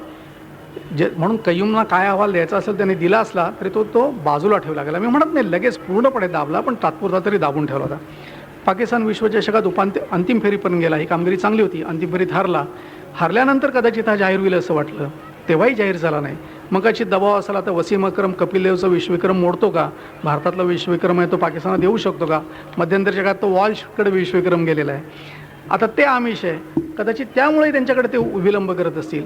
आता मात्र त्याला आंतरराष्ट्रीय क्रिकेट समितीने हे प्रकरण एवढं द्यावर त्यांना दम दिलेला आहे की तुम्ही जी आंतरराष्ट्रीय क्रिकेट समितीची जूनमध्ये बैठक आहे, जनरल बॉडी मीटिंग आहे, तेव्हा तुम्ही हा अहवाल ठेवला पाहिजे. चंद्रचूडांचा अहवाल तर ठेवलाच गेला होता, तोही आधी आपल्या लोकांच्या पुढे ठेवला जात नव्हता. ते संसदेत गृह खात्याला आणि गृहमंत्र्यांना सगळ्यांना सांगावं लागलं, खासदारांना मागणी करायला लागली, मग सरकारला सांगायला लागलं ठेवा लोकांच्या पुढे, त्यात गुप्तता कसली. त्यानंतर आता हा अहवाल आहे. हे दोन्ही अहवाल जर आले, हान्सी क्रोनीची चौकशी तो निदान दक्षिण आफ्रिकेत पुरवेल. हे सगळे अहवाल जेव्हा एकत्रित येतील तेव्हा काही प्रमाणात ह्यातलं सत्य बाहेर येईल. आता आज हे मनोज प्रभाकरचं वगैरे चाललेलं आहे, मला असं वाटतं की याच्यात मनोज प्रभाकरने फार मोठी स्टंटबाजी केलेली आहे आणि ती आपण फार काळ खपवून घेतलेली आहे. त्याने आज 3 वर्ष झाली त्याने आउटलुकला मुलाखत देऊन 25 लाख रुपये आपल्याला देऊ केल्याचं सांगितलं. आता शब्द कसे वापरायचे बघा, तो पैसे दिलेत म्हणत नाही, सगळीकडे अशा हवा आहे जणू काय त्याने पैसे दिले, पैशाचा व्यवहार झाला आहे, त्याने दिले, कुणीतरी दिले, मनोजने ते घेतले किंवा काय केलं ते किंवा नाकारले.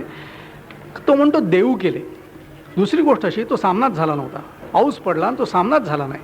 जो तिथे कोलंबोत ज्या सामन्यासाठी मनोजचा असा दावा आहे की त्याला पैसे देऊ केले गेले, अजूनही तो नाव घेत नाही. आणि हे जे इंद्रजित सिंग बिंद्रा आहे ज्यांनी ते नाव जाहीर केलं, प्रत्येकजण आपापला खेळ खेळतो आहे. बिंद्रांचं एक दुखणं असं आहे की बिंद्रा IAS ऑफिसर, त्यांच्या हाताखाली दालमिया हे भारतीय मंडळात होते, ते होते सचिव किंवा चिटणीस आणि बिंद्रा होते अध्यक्ष. तर आय एस ऑफिसरची एक मानसिकता असते, तो म्हणतो माझ्या हाताखालचा माणूस म्हणजे जन्मभर हाताखालचा माणूस. तिथे बढती अशी वरच्याला बढती मिळेल तेव्हाच खालचा माणूस वर जाणार. वरची खुर्ची रिकामी होते तेव्हा पंत मेले राव चढले तसे वर चढेल तेव्हाच खालचा माणूस वर जाणार. त्यामुळे त्यांना दालमिया आपल्यावर गेले हे मनात सहनच होत नाही की दालमिया तिथं जाऊन आंतरराष्ट्रीय समितीचे अध्यक्ष बनले, मी जागच्या जागी राहिलो, मी बाहेर फेकला गेलो. आणि ते सुडाने पेटलेले दालमियांना मी कुठेतरी त्यांची जागा दाखवून देतो. पण ते तुम्ही भांडायचं ते भांडा, ह्या गोष्टी त्यात कशाला आणतात. त्यांनी मध्ये काय केलं की त्यांनी मध्ये एक जाहीर करून टाकलं की मनोज प्रभाकरने मला सांगितलं, म्हणजे बिंद्रांना सांगितलं की कपिल आहे हा. अजून मनोज प्रभाकर हे बोलत नाही आहे. पयानी सांगितलं, त्याने आणखी 2 लोकांना त्यात गोवलं.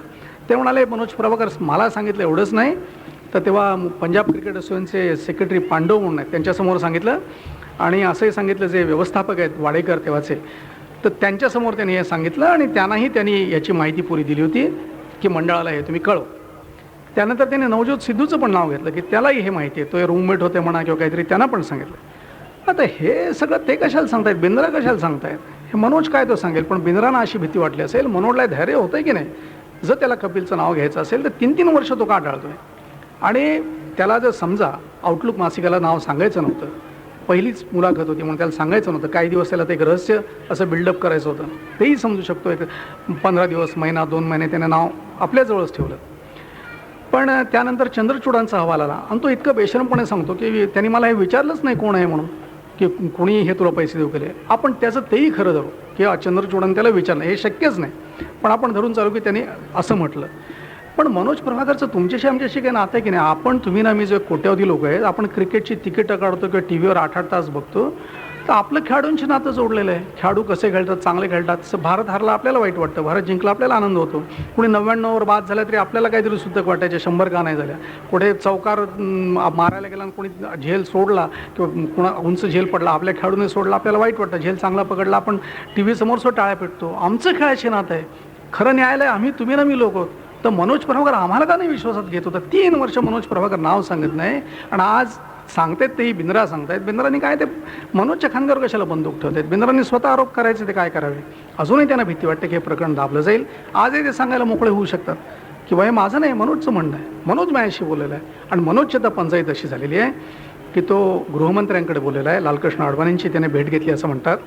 कीर्ती आझाद जो आज भाजपचे एक खासदार आहेत आणि एक स्वतः कसोटीवीर होते, आणि भगवजी आझाद म्हणजे जे बिहारचे माजी मुख्यमंत्री, काँग्रेसचे राष्ट्रीय चळवळीतले एक चांगले नेते, सज्जन माणूस, त्यांचा मुलगा, तर तोही त्यांना बरोबर घेऊन गेला होता. तर हे सगळे लोक इन्व्हॉल्व झाले आहेत. तर त्यामुळे हे आता तरी मनोज बोलत नाही. त्याला आणखी काय पाहिजे, पोलीस प्रोटेक्शन म्हणजे काय पाहिजे. आता काय कमांडो पाहिजे, त्याने घ्यावे मागून काय हवे असतील. त्याला कोण धमकी, कोण काय, कपिल त्याचं काही वाकडं करतोय का, काय करतोय. जर तुझी खात्री आहे आणि जर त्याच्यावर तू 3 वर्ष भांडवल कर देशभर हिंडतोयस आणि खळवळ माजवतोयस, तू नाव का नाही घेत. माझ्यामध्ये फार बेजबाबदार गोष्ट आहे आणि याच्यात बिंद्राज आहे, ते स्वतःचा खेळ खेळत आहे. पण ह्याच्यात आपण जे एका वेगळ्या अर्थाने पाहिलं तर एका गोष्टीचं आपण स्वागत करूया की एखादी चोरांची टोळी जेव्हा फुटते तेव्हाच बिंग बाहेर पडतं. आज बिंद्रा आणि दालमियांचं भांडण लागलं आहे. ह्याच्यात एक चांगली गोष्ट अशी होणार आहे की भारतीय क्रिकेट नियामक मंडळाचे खूप जे व्यवहार आहेत, हे आज तुम्ही मी विचारायला गेलो असतो तर त्याने आपल्याला उडवून लावलं असतं, ते काही व्यवहार सांगितलं नसतं. हा माझा मुंबई क्रिकेट असोसिएशनबाबतचा सो अनुभव आहे की जी भारतीय क्रिकेट मंडळाचे 1 असेल समजा, तिचे व्यवहार आहेत ते समजा 5-10 कोटीचे असतील, भारतीय क्रिकेट नियामक मंडळाचे 100 कोटींचे असतील. हे लोक चटकन काही माहिती सांगत नाहीत. ह्यांना पब्लिक अकाउंटेबिलिटी काय आहे असं वाटत नाही. हे लोक विसरतात की मागे क्रिकेटपटूंनी एक कोर्टात गेले होते आणि एक केस केली होती आणि एक दाक्षिणात्य कोणीतरी तामिळनाडूचे कोणीतरी जज होते, मी नाव विसरलो त्यांचं आता, त्यांच्यापुढे ती केस गेली होती आणि तेही फार क्रिकेट वेडे आहेत. त्यांच्याकडे कपिल देव, वेंगसरकर, श्रीकांत, गावस्कर गेले. त्यांना फार आनंद झाला होता. पण त्यांनी जजमेंट दिलं, त्यातला एक जजमेंट त्यांना द्यायची वेळ नाही आली, कारण पुढे मंडळाने ती केसमधनं माघार घेतली. जेव्हा मंडळाला वाटलं की ही केस आपल्या विरुद्ध जाते तेव्हा त्यांनी माघार घेतली. आणि तेव्हा न्यायमूर्तींचे काही जे ऑब्झर्वेशन्स होती ती फार महत्त्वाची आहेत. त्यांनी असं म्हटलं की काही क्षेत्र आहे ज्यात सरकार स्वतः जबाबदारी घेतं. आपल्याला कळतं की हे शासन आहे किंवा आता डिफेन्स आहे म्हणजे संरक्षण आहे, त्यात सगळी जिम्मेदारी सरकारची. काही अर्थ खात्यातल्या गोष्टी आहेत त्याच्या सगळ्या जिम्मेदारी बऱ्या वाईटाला सरकार जबाबदार. पण काही क्षेत्र सरकारने अशी केली आहेत जी लोकांच्याकडे किंवा त्या संस्थांकडे, स्वायत्त संस्थांकडे सोपवलेली आहे. म्हणजे क्रिकेट आहे तर क्रिकेटमध्ये कुठे सरकार नाही. हॉकी, फुटबॉल, इथली ऑलिम्पिक संघटना, कबड्डी, खो खो, या संघटनात शासन डायरेक्टली किंवा प्रथेटमध्ये पडत नाही, पण शासनाच्या वतीने त्यातली जी एक मोनोपोली मध्यवर्ती संघटना आहे, म्हणजे क्रिकेटमध्ये भारतीय क्रिकेट नियामक मंडळ, कबड्डीत समजा भारतीय कबड्डी फेडरेशन, तर तिच्याकडे तो अधिकार दिलेला आहे.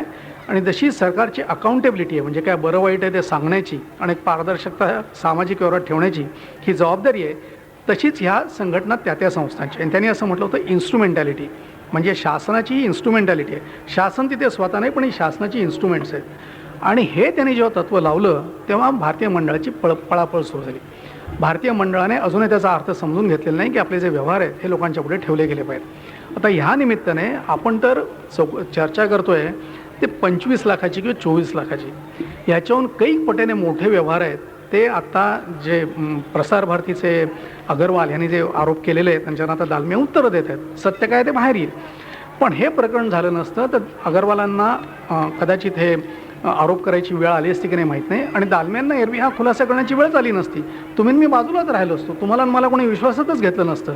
एवढे मोठे करोडो कोटीचे प्रसार भारतीचे आणि दूरदर्शनचे व्यवहार आहेत. पुन्हा मी सांगतो की क्रिकेट आपल्याला जे दिसतं ते एवढंच मर्यादित असतं की सचिन तेंडुलकर खेळतोय, अझरुद्दीन खेळतोय, द्रविड गांगुली खेळतोय, श्रीनाथन कुंबळे गोलंदाजी करतायत, लार आहेत, वसीम अक्रम आहे, मार्को आहे, शेन वॉर्न आहे. पण ह्याच्या मागे हा जो खेळ चालतो, खेळाडूंना मिळतं काय शेवटी?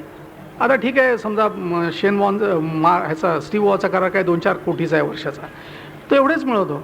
पण क्रिकेटमधले तिथले व्यवहार एक व्हायला 500-1000 कोटीचे असतील, आपल्या हिशोबाने 1000 कोटीचे. बाकीचा पैसा कुठे?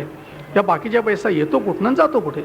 तर ह्याचं काहीतरी लोकांना सांगणं, ह्याला काही सरकारचं काम नाही तर ह्या संघटनांचं काम आहे की नाही, की तुम्हाला मला त्यांनी विश्वासात घेतलंच पाहिजे की हे नेमके काय व्यवहार आहेत. आता दूरदर्शनच्या व्यवहारांच्या विषयी आता ज्या बातम्या आल्या की दूरदर्शनने ढाक्याची जी स्पर्धा होती, तर ढाक्याच्या स्पर्धेत जेव्हा दूरदर्शनचे नाही टेलिकास्ट करायचं, म्हणजे हे कुणाला अधिकार द्यायचं ते ह्याच्याविषयी वेगवेगळ्या लोकांकडनं बीड्स आणले. आत्तापर्यंत दूरदर्शन अशा व्यापारी बीड्समध्ये म्हणजे बोली काय लावायची ह्याच्यात जात नसे. पण आता दूरदर्शनने ओळखलं आपण जास्ती पैसे दिले तर आपण जास्ती पैसे कमावू शकू, तर दूरदर्शनची ती टीम गेली. दालम्या तेव्हा असं म्हणाले की मी ह्याच्यात कुठेच नव्हतो, मी ह्याच्यात मध्ये पडलेलं नाही.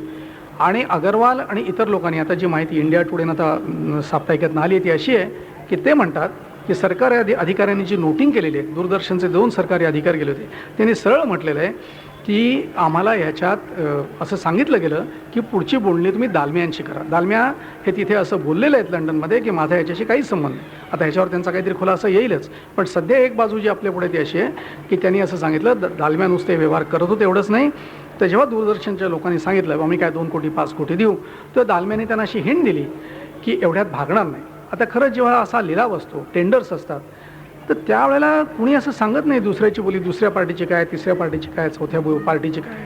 ही गोपनीय असते. हे तुम्हाला तिथे जी माहिती कळलेली असते ती गोपनीय ठेवण्यासाठी ती माहिती असते. त्या अधिकाऱ्यांनी असं नोटिंग केलेलं छापून आलेलं आहे की तरी म्हणजे दालम्या आम्हाला असं सुचवत होते की तुम्ही पैसे वाढवून द्या, पैसे वाढवून द्या. आणि मग दूरदर्शनने काहीतरी तो 11 कोटीचा का 16 कोटीचा व्यवहार केला आणि त्यात एक स्ट्रॅकॉन म्हणून संस्था आली आणि भारतातले जे अधिकार आहेत तिला फक्त 3.5-4 कोटी झाले. ती मस्कर यांची संस्था आहे. आता हे नेमके काय व्यवहार झाले हे जर हे प्रकरण झालं नसतं, अगरवाल बोलले नसते आणि ह्या प्रकरणामुळे ते ऐकावं असं लोकांना वाटलं नसतं आणि जर बिनरा दालम्या यांच्यापासून फुटले नसते, या गोष्टी आपल्यापर्यंत आल्याच नसतात. तर मी म्हणतो की ह्या संबंधाच्यात एकच चांगली गोष्ट झाली की जे लोक आपल्याला इतके वर्ष क्रिकेटच्या नावाखाली एवढे पैसे करत होते ते ह्या गोष्टी बाहेर आल्या. आपण क्षणभर हे लोक बाजूला ठेवू. अझरुद्दीनची चूक आहे की नाही काळ ठरवी. ते अनेक गोष्टी आल्या आहेत की काही लोकांशी त्याचे नेमके काय संबंध होते. तो एक अजय शर्मा म्हणून दिल्लीचा खेळाडू आहे, रणजी ट्रॉफीत खूप खेळला, 1 का 2 कसोटी सामने खेळला, झटपट म्हणजे 1 दिवसाचे 31 सामने खेळला. त्याचे नेमके अझरला ह्या आत्ताची जी मालिका झाली दरवेळेला सामन्याच्या आधी त्याला 2-3 फोन जायचे. आणि याचं कारण काय, तर अजय शर्माने मागून खुलासा केला की अझरची माझी खूप वर्षाची मैत्री आहे, असू शकेल, दिसतेच आहे. सगळे लोक म्हणतात की हे फार जिवलग मित्र आहेत.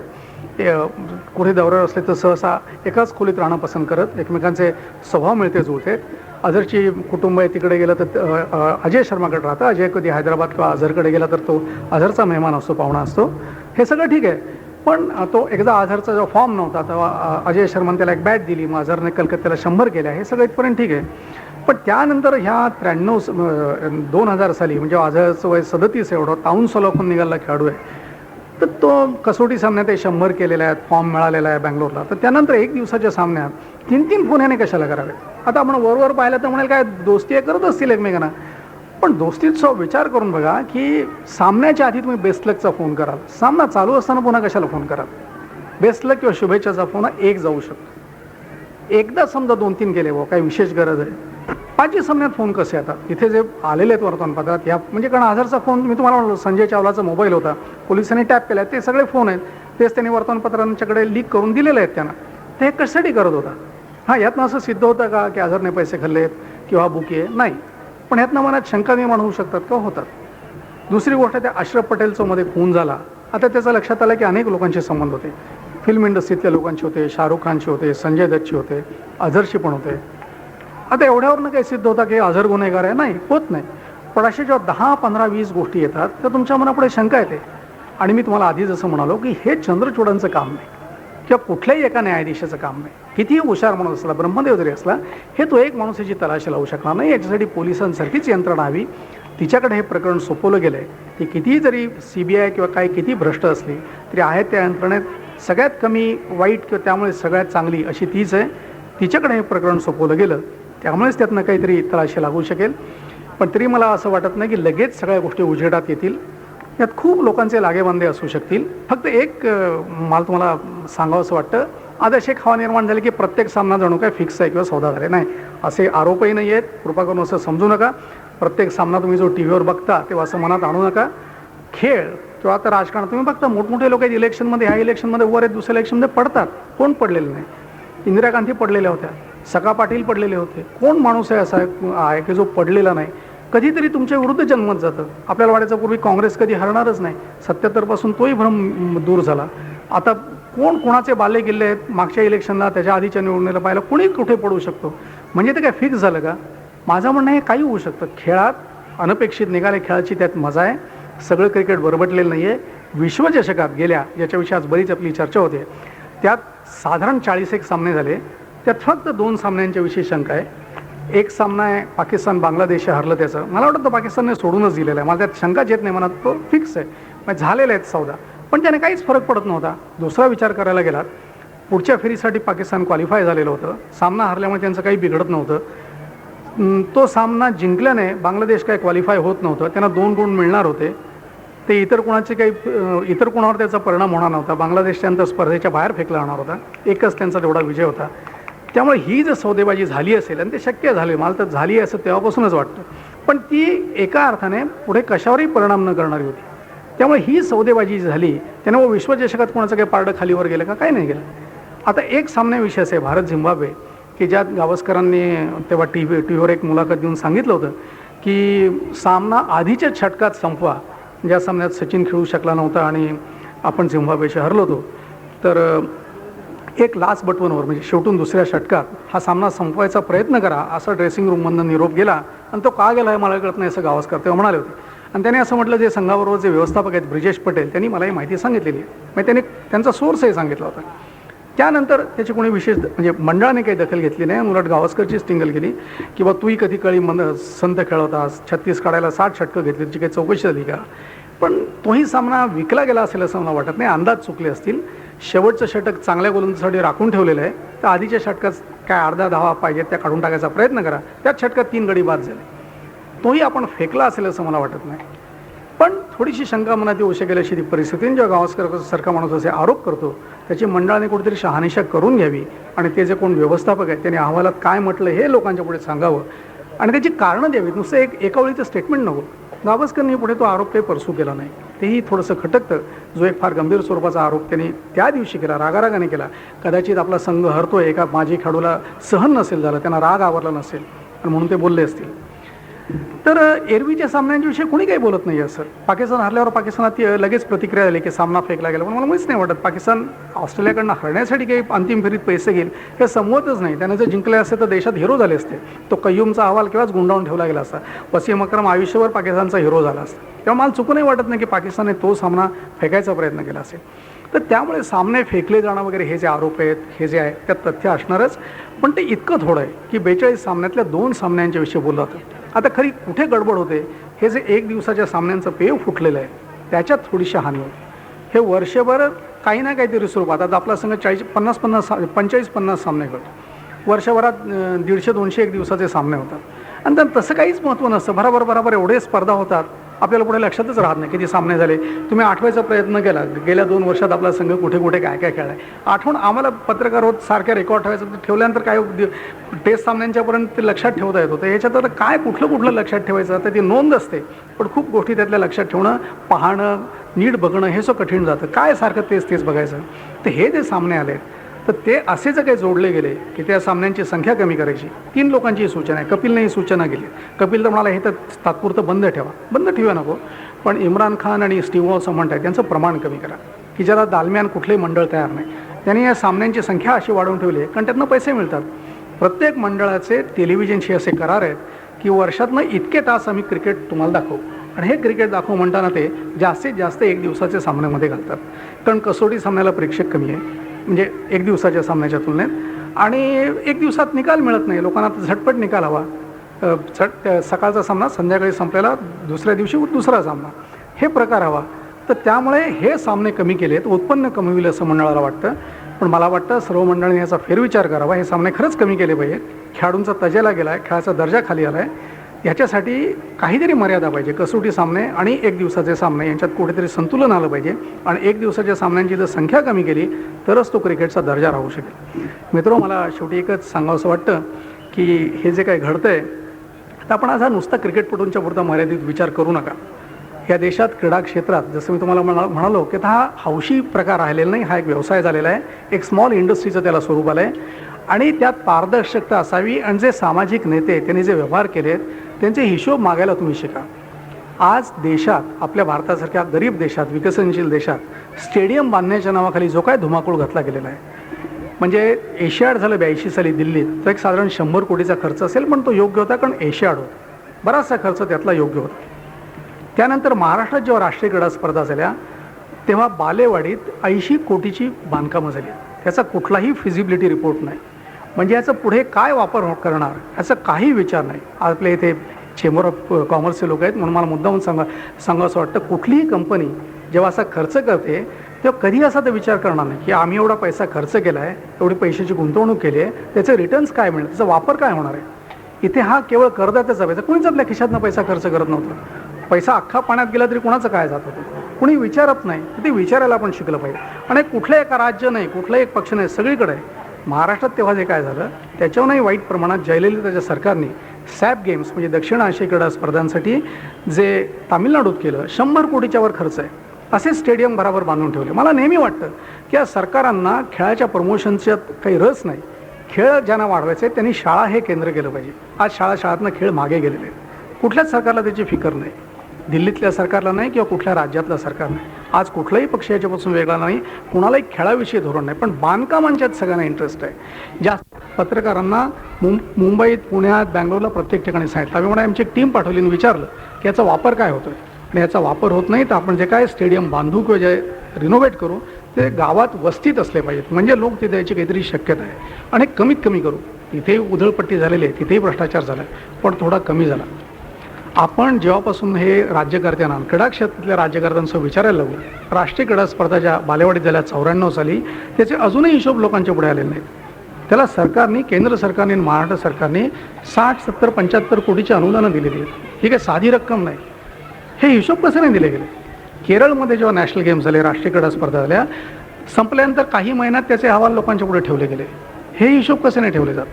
टेंडर्स कशी दिली गेली, कुठल्या स्वरूपावर दिली गेली, बांधकामांचा वापर करायचा विचार काय होणार होता, आणि ह्याच्या पुढे वापरायची काय योजना आहे.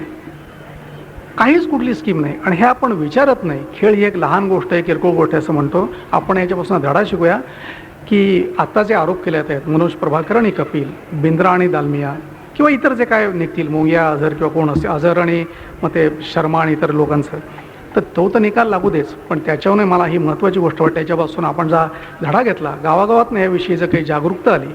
नाशिक महापालिका इथे, महापालिकेच्या म्हणून ज्या काही स्पर्धा होतात त्या स्पर्धातला जो काय खर्च होतो, 2-2, 3 स्पर्धावर 40, 50, 60, 70 लाख रुपये खर्च होतो. हा नेमका कुठे जातो, त्यातला किती पैसा खेळावर झाला आणि कसा झाला हे एकदा लोकांना कळू दे. नाही का योग्य पण असेल, पण योग्य आहे की अयोग्य हे कळणार केव्हा, जेव्हा ते लोकांच्या पुढे हिशोब ठेवले जातील ते ना, तर हा आपला हक्क आहे.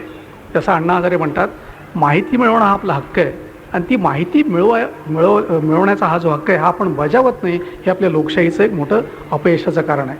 आपल्याला लोकशाही दिली गेलेली आहे. आपल्याला जसं स्वातंत्र्य काही प्रमाणात दिलं गेलं, आपण लढून स्वातंत्र्य किती मिळवलं आणि दुसऱ्या महायुद्धात इंग्लंडची सत्ता खेळखेळी झाली. तिला कॉलनीज किंवा वसाहती टिकवणं आर्थिकदृष्ट्या परवडत नव्हतं, म्हणून इंग्लंडने हळू वसाहतीतनं काढता पाय घेतला होता. ही वस्तुस्थिती आहे. तर जसं स्वातंत्र्य कमी लढता आपण न लढता मिळालं असं म्हणू शकत नाही. म्हणजे जी चळवळ गांधीजींचे क्रांतिकारकांचे तिचा आपण कुणी अपमान करण्याचं मनात सुद्धा आणू नका. त्यांनी खूप मोठा त्याग केलेला आहे. पण तरीही स्वातंत्र्य मिळवण्यासाठी जेवढा इतर त्याग समजा व्हिएतनामने केला आहे, अल्जेरियाने केला आहे, चीनने केला आहे किंवा इतर काही देशांनी केला आहे किंवा अमेरिकेने केला आहे. अमेरिकन देशाची फाळणी नव्हती होऊ दिली. त्यासाठी यादवी युद्ध होत असलं तर हुदेचा धोका पत्करला होता. छोट्या काँगोने तो धोका पत्करला होता. हे न करता आपल्याला ते स्वातंत्र्य मिळालं आहे. तशीच लोकशाही मिळाली, काही न करता मिळालेली. त्यामुळे लोकशाहीतले हक्क आणि जबाबदाऱ्या यांची आपल्याला पुरेशी जाणीव नाही. मित्रो, क्रीडा क्षेत्राशी आपलं नातं आहे. आज त्यासाठीच आपण इथे जमलेलो आहोत. तर आपण खेळाचं तर आपण आस्वाद घेऊच या, पण तेव्हा हेही लक्षात ठेवूया, ह्या ज्या संस्था आहेत त्यांना खेळाचं भांडवल करू द्यायचा उद्योग आहे त्यांचा, तो आपण बंद पाडला पाहिजे. की तुमचं माझं खेळाशी प्रेम आहे, तर ह्याचं म्हणून त्यांनी भांडवल करू नये आणि त्यासाठी आपल्याला असं गुंतवून ठेवू नये. आपण आज मला इथे बोलावलं, आपल्यात सहभागाची संधी दिलीत, हे आपला खरंच आभारी आहे. तुम्ही काही जर प्रश्न विचारलेत तर आपण अधिक संवाद आपलं होऊ शकेल. वसंत व्याख्यानमालेचं हे 10वं पुष्पासाठी आपल्या निमंत्रणाला मान देऊन बाळासाहेब करमरकर इथे आले. आपल्या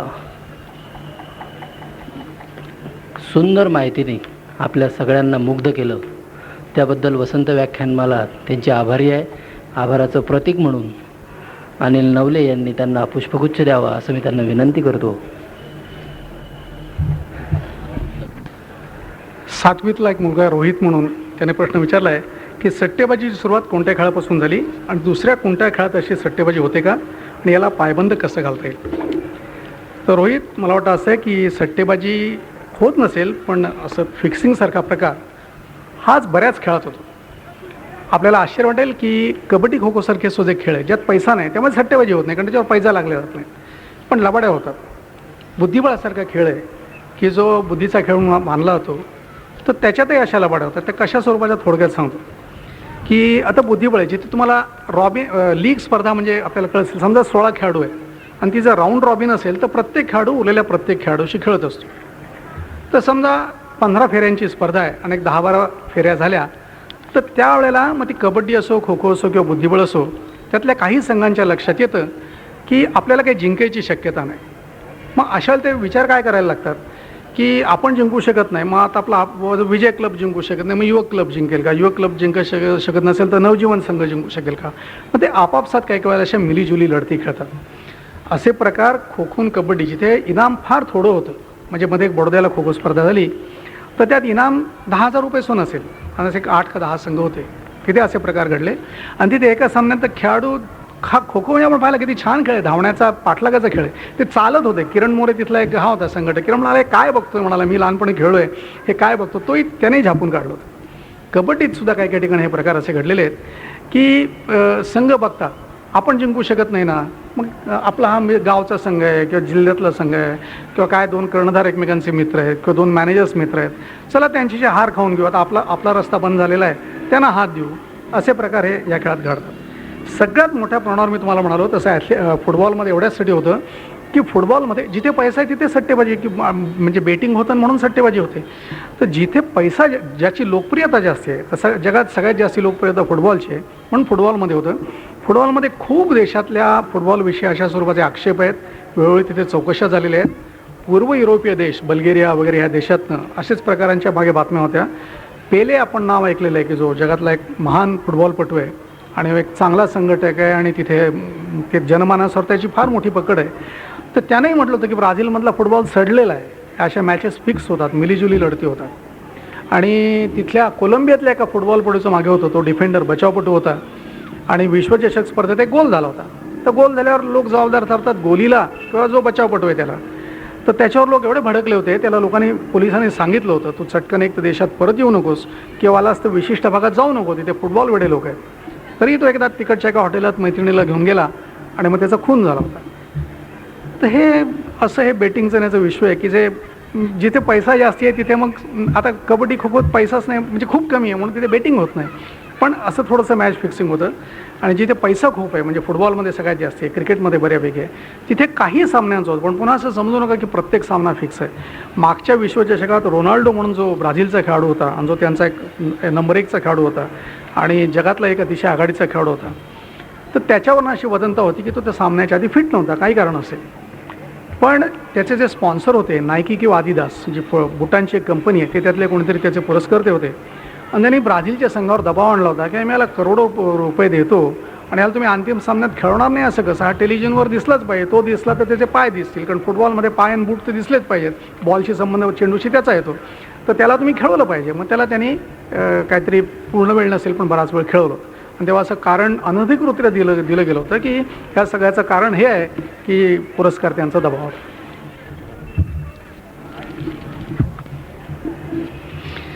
आपण काय मुंबईकर खेळाडूंचीच बात घेतात.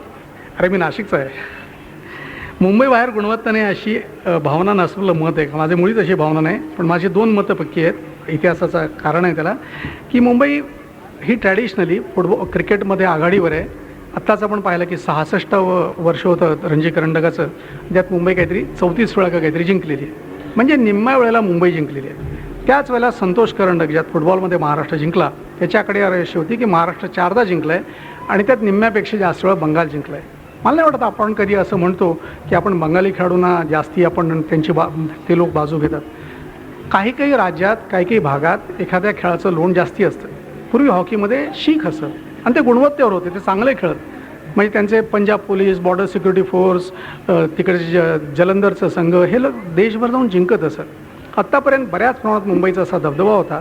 मी मुंबईची बाजू घेण्याचा प्रश्न नाही, मुंबई जिंकते आहे, मी कोण मुंबईची बाजू घेणारा किंवा न घेणारा. प्रत्येक खेळात बंगाल फुटबॉलमध्ये पुढे आहे, एक एक खेळात कुठंतरी संघ पुढे असतो आणि कुठे कुठे त्याची मक्तेदारी जाते. टेबल टेनिस असा एक खेळ आहे की ज्यात पूर्वी मुंबई आणि महाराष्ट्र यांचं प्रचंड वर्चस्व होतं. शेवटच्या 8 खेळाडूतले 7 किंवा 8 खेळाडू मुंबईचे असत. आता अलीकडे तो जमाना गेला. कमलेश मेहता आणि सुजय घोरपडे म्हणजे मुंबई आणि महाराष्ट्राचे खेळाडू, कमलेश 7 वेळा जिंकला होता, त्यानंतर मुंबईचा खेळाडू जिंकतच नाही. पण त्याच्या आधी उत्तम चंद्राणा, यतीन व्यास आणि यांच्या जमान्यापासून सुधीर ठाकरस यांच्या जमान्यापासून तर थेट कमलेश मेहतापर्यंत अशी एक मुंबईची चेन होती. मग कुणी म्हणाल मुंबईची बाजू घेतो का? नाही, ते जिंकत होते, ही वस्तुस्थिती आहे, आपण ती मान्य करूया. नंतर तुम्ही तरी असा आरोप करू नका. मुकेश मुळे यांचा प्रश्न आहे, क्रिकेटवर बंदी घालणं योग्य की अयोग्य सट्टेबाजीवरून? नाही, माझ्या मते बंदी घालून कुठलाच प्रश्न सुटत नाही. आपण अनेक बाबतीत पाहिल्यानं बंदी कशासाठी घालायची? लोक सट्टेबाज दुसरीकडे कुठेतरी वळतील. सट्टेबाजीला उपाय, सट्टेबाजी म्हणजे सौदेबाजी, मी सट्टेबाजी म्हणत नाही, सट्टेबाजीला बंदी घालायची मागणी नाही. उलट मागणी अशी होती की इंग्लंडसारख्या देशात सट्टेबाजी कायदेशीर आहे, त्याच्यातनं सरकारला इन्कम होतं, सरकारला प्राप्ती होती. जसं आपल्याकडे घोड्यांच्या शर्यती आहेत ज्या मुंबईला महालक्ष्मीला होतात, पुण्याला होतात, देशभर अनेक ठिकाणी होतात, तर त्याच्यावरनं सरकारला पैसा मिळतो,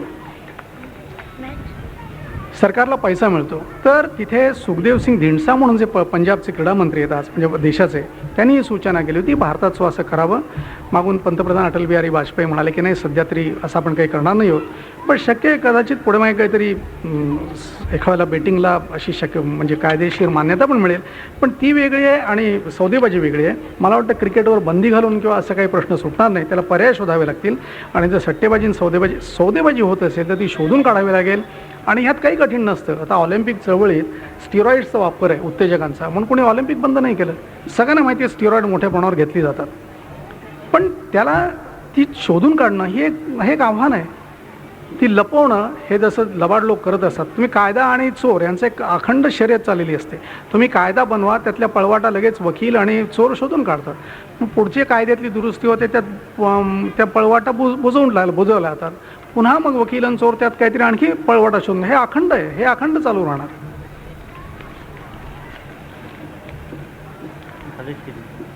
शाळकरी उदयोन्मुख खेळाडूंची पशुभाई पैठणकर यांचा प्रश्न आहे, शाळकरी उदयोन्मुख खेळाडूंनी नेमका कोणाचा आदर्श ठेवायचा? नवनवीन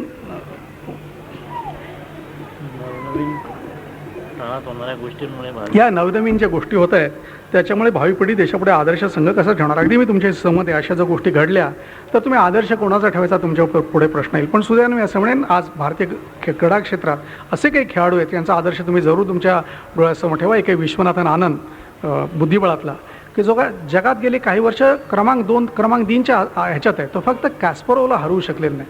कधी दुसरा असतो, कधी तिसरा असतो. कॅस्परोव आणि कार्पोव हे जे रशियन खेळाडू आहेत, तो कार्पोवच्या पुढे गेलेला आहे. आज तो पहिल्या 3त नक्की आहे. पहिला जरी नसला तरी 2, 3, 4मध्ये कुठेतरी आहे. एवढी मोठी झेप मारणं ही काही साधी गोष्ट नाही.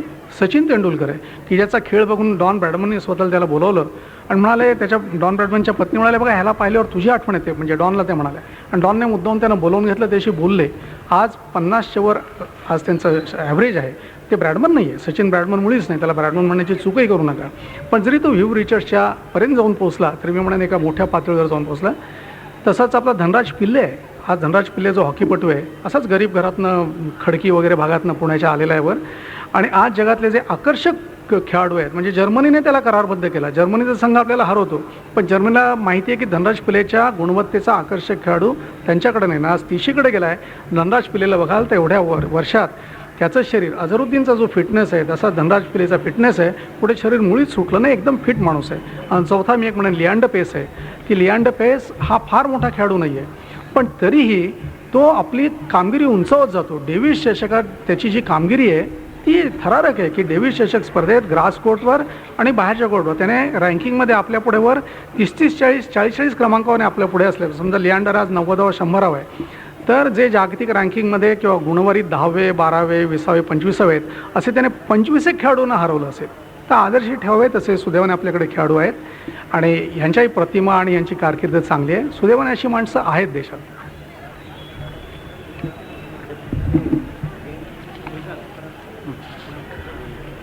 विनायक धनेश्वरांचा प्रश्न आहे, सट्टेबाजी झगड्यामुळे सध्याची क्रिकेटची टीम बरखास्त करावी आणि सर्व नवीन खेळाडूंना संधी दिली गेली तर सट्टेबाजीवर काय अंकुश ठेवते? नाही, पण असं का मानता की भारताची सध्याची जी क्रिकेट टीम आहे ती सट्टेबाजीत गुंतलेली आहे? मला असं वाटत नाही. आज आपली टीम गुणवत्तेत कमी आहे म्हणून हरती आहे, तिला काय सट्टेबाजी करून हरायची गरज नाही आहे. मला असं वाटतं ऑस्ट्रेलिया, दक्षिण आफ्रिका आणि काही प्रमाणात पाकिस्तान यांच्यावर आपण खाली आहोत. आपल्याला काय सट्टेबाजी करून हरायचं गरज नाही. आणि नवीन खेळाडू कुठनं आणायचे? आज जर तुम्ही 7-8 खेळाडू चांगले सोडले तर त्यांच्या जागा घेणारे दुसरी फळी आहे का?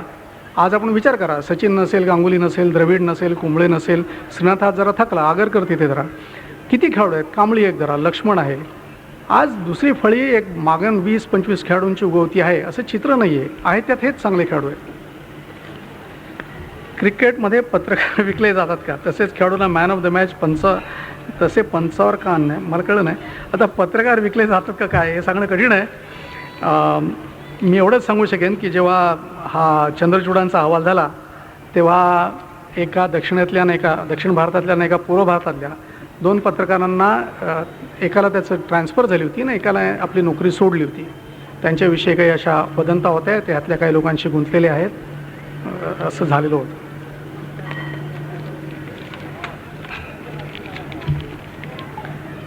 केतकी 9वीतली मुलगी आहे, तिचा प्रश्न आहे की भारतीय क्रिकेट खेळाडू जाहिरातीमध्ये जास्त रस घेऊ लागले, त्याचा त्यांच्या खेळावर काही परिणाम होईल का? हो, नक्की होतो. मला वाटतं जाहिरातीचा परिणाम होऊ शकतो आणि ह्याला एक काहीतरी बंधनं पाहिजेत. पण मला वाटतं जाहिरातीपेक्षा सुद्धा एक दिवसाचे जे अति सामने आहेत त्याचा जास्त परिणाम होतो.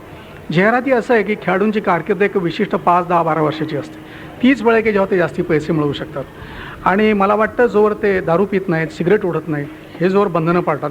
मला असं वाटतं आजची जी पिढी आहे खेळाडूंची, एक दिवसाचं क्रिकेट आल्यापासून ते व्यसनांच्यापासून खूप दूर गेलेले आहेत. कारण नाही तर त्यांचा फिटनेस राहणार नाही. आज एक 90% तरी आपले खेळाडू असावेत की जे ह्या व्यसनांच्यापासून खूप दूर गेलेले आहेत. पूर्वीच्या काळात कदाचित हे खपून जात असेल. आता सारखं तुम्ही टेलिव्हिजनवर असता, फिट नसलं तर लगेच लोक तुमच्या नावाने त्यांना जागृत होते, तुम्हाला ते लगेच व्हिडिओ करायला लागतात. तर मला असं वाटतं की आजच्या पिढीला जाहिरातीचे जे पैसे मिळत असले ते मिळू देत. त्यासाठी एक दिवसाचे सामने जर कमी केले आणि त्यांचा तजेला राखायला मदत केली.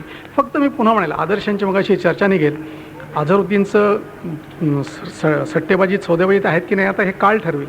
पण फिटनेसचा जर निव्वळ विचार केला तर मी अझरलाही एक मोठा आदर्श मानतो. त्याचं वय 37 आहे, पण 10 वर्ष 12 वर्षापूर्वी जो अझर होता त्याच्यामध्ये नुसतं थोडाच कमी फिट आहे. तो जवळजवळ तेवढाच फिटनेस राखलेला आहे. आज जगातले जे 4-5 चांगले क्षेत्ररक्षक काढले, म्हणजे तुम्हाला माहिती आहे जॉन्टी रोड्स आहेच, रिकी पॉन्टिंग आहे, आणखी 1-2 लोक असतील. पहिल्या 3-4 चांगल्या क्षेत्ररक्षकात अजूनही अझर आहे. तर हा एक त्याच्या क्षेत्ररक्षण आणि फिटनेस ह्याच्यापुरता जर म्हणाल तर मी अझरला एक आदर्श मानतो. आणि हा जर फिटनेस खेळाडूंनी ठेवायचा प्रयत्न केला तर ते होऊ शकतं. त्यांची मॉडेलिंग वगैरे काही कमी करायची गरज नाही. अझरने आपल्या जेवणातून आईस्क्रीम वगैरे गोड गोष्टी कमी केलेल्या आहेत, तेलकट तुपकट खाणं कमी केलेलं आहे आणि व्यायाम करतो, याच्यातनं फिटनेस राहतो, तो राखतो तर इतर लोक राखू शकतात. पण आता त्याच्याहून 10-10 वर्षांनी कमी असलेलं ज्यांचं वय आहे, म्हणजे जाडेजा काय किंवा कांबळी काय, हे आजार एवढे फिट नाही आहेत.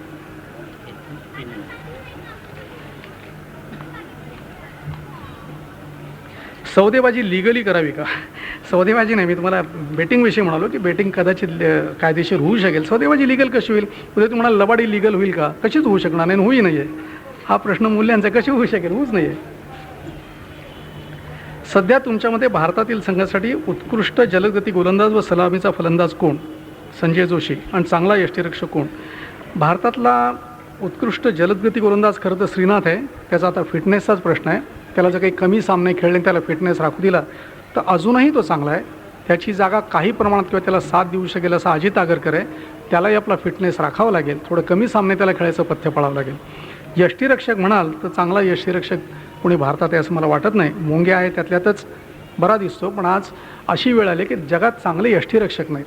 कदाचित मोईन खान म्हणता येईल किंवा ॲडम गिलख्रिस्ट आज ॲडम गिलख्रिस्ट कदाचित जगातला सर्वात चांगला यष्टिरक्षक असेल.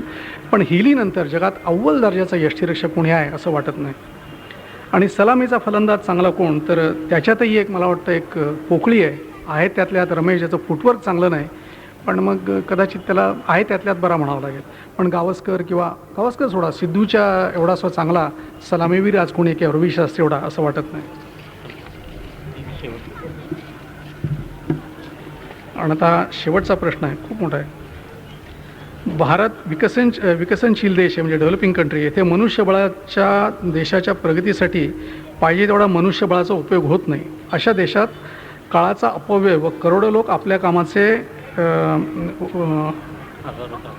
अर्धा तास क्रिकेट सामने पाहण्यासाठी घालवतात.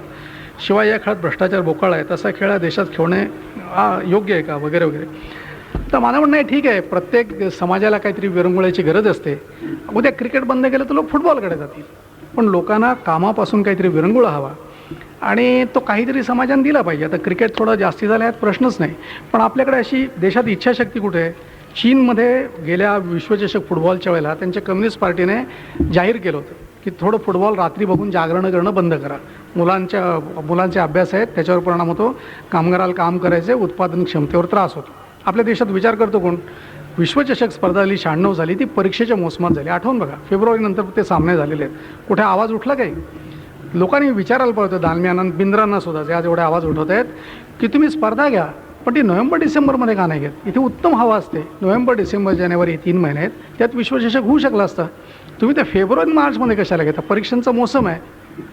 पण कोणीही हा प्रश्न त्यांना विचारला नाही. संबंध स्पर्धा होऊन गेली. मी तुम्हाला म्हणालो की समाजात मरगळ आहे, ती दूर होणं हाच त्याच्यावर उपाय आहे. धन्यवाद.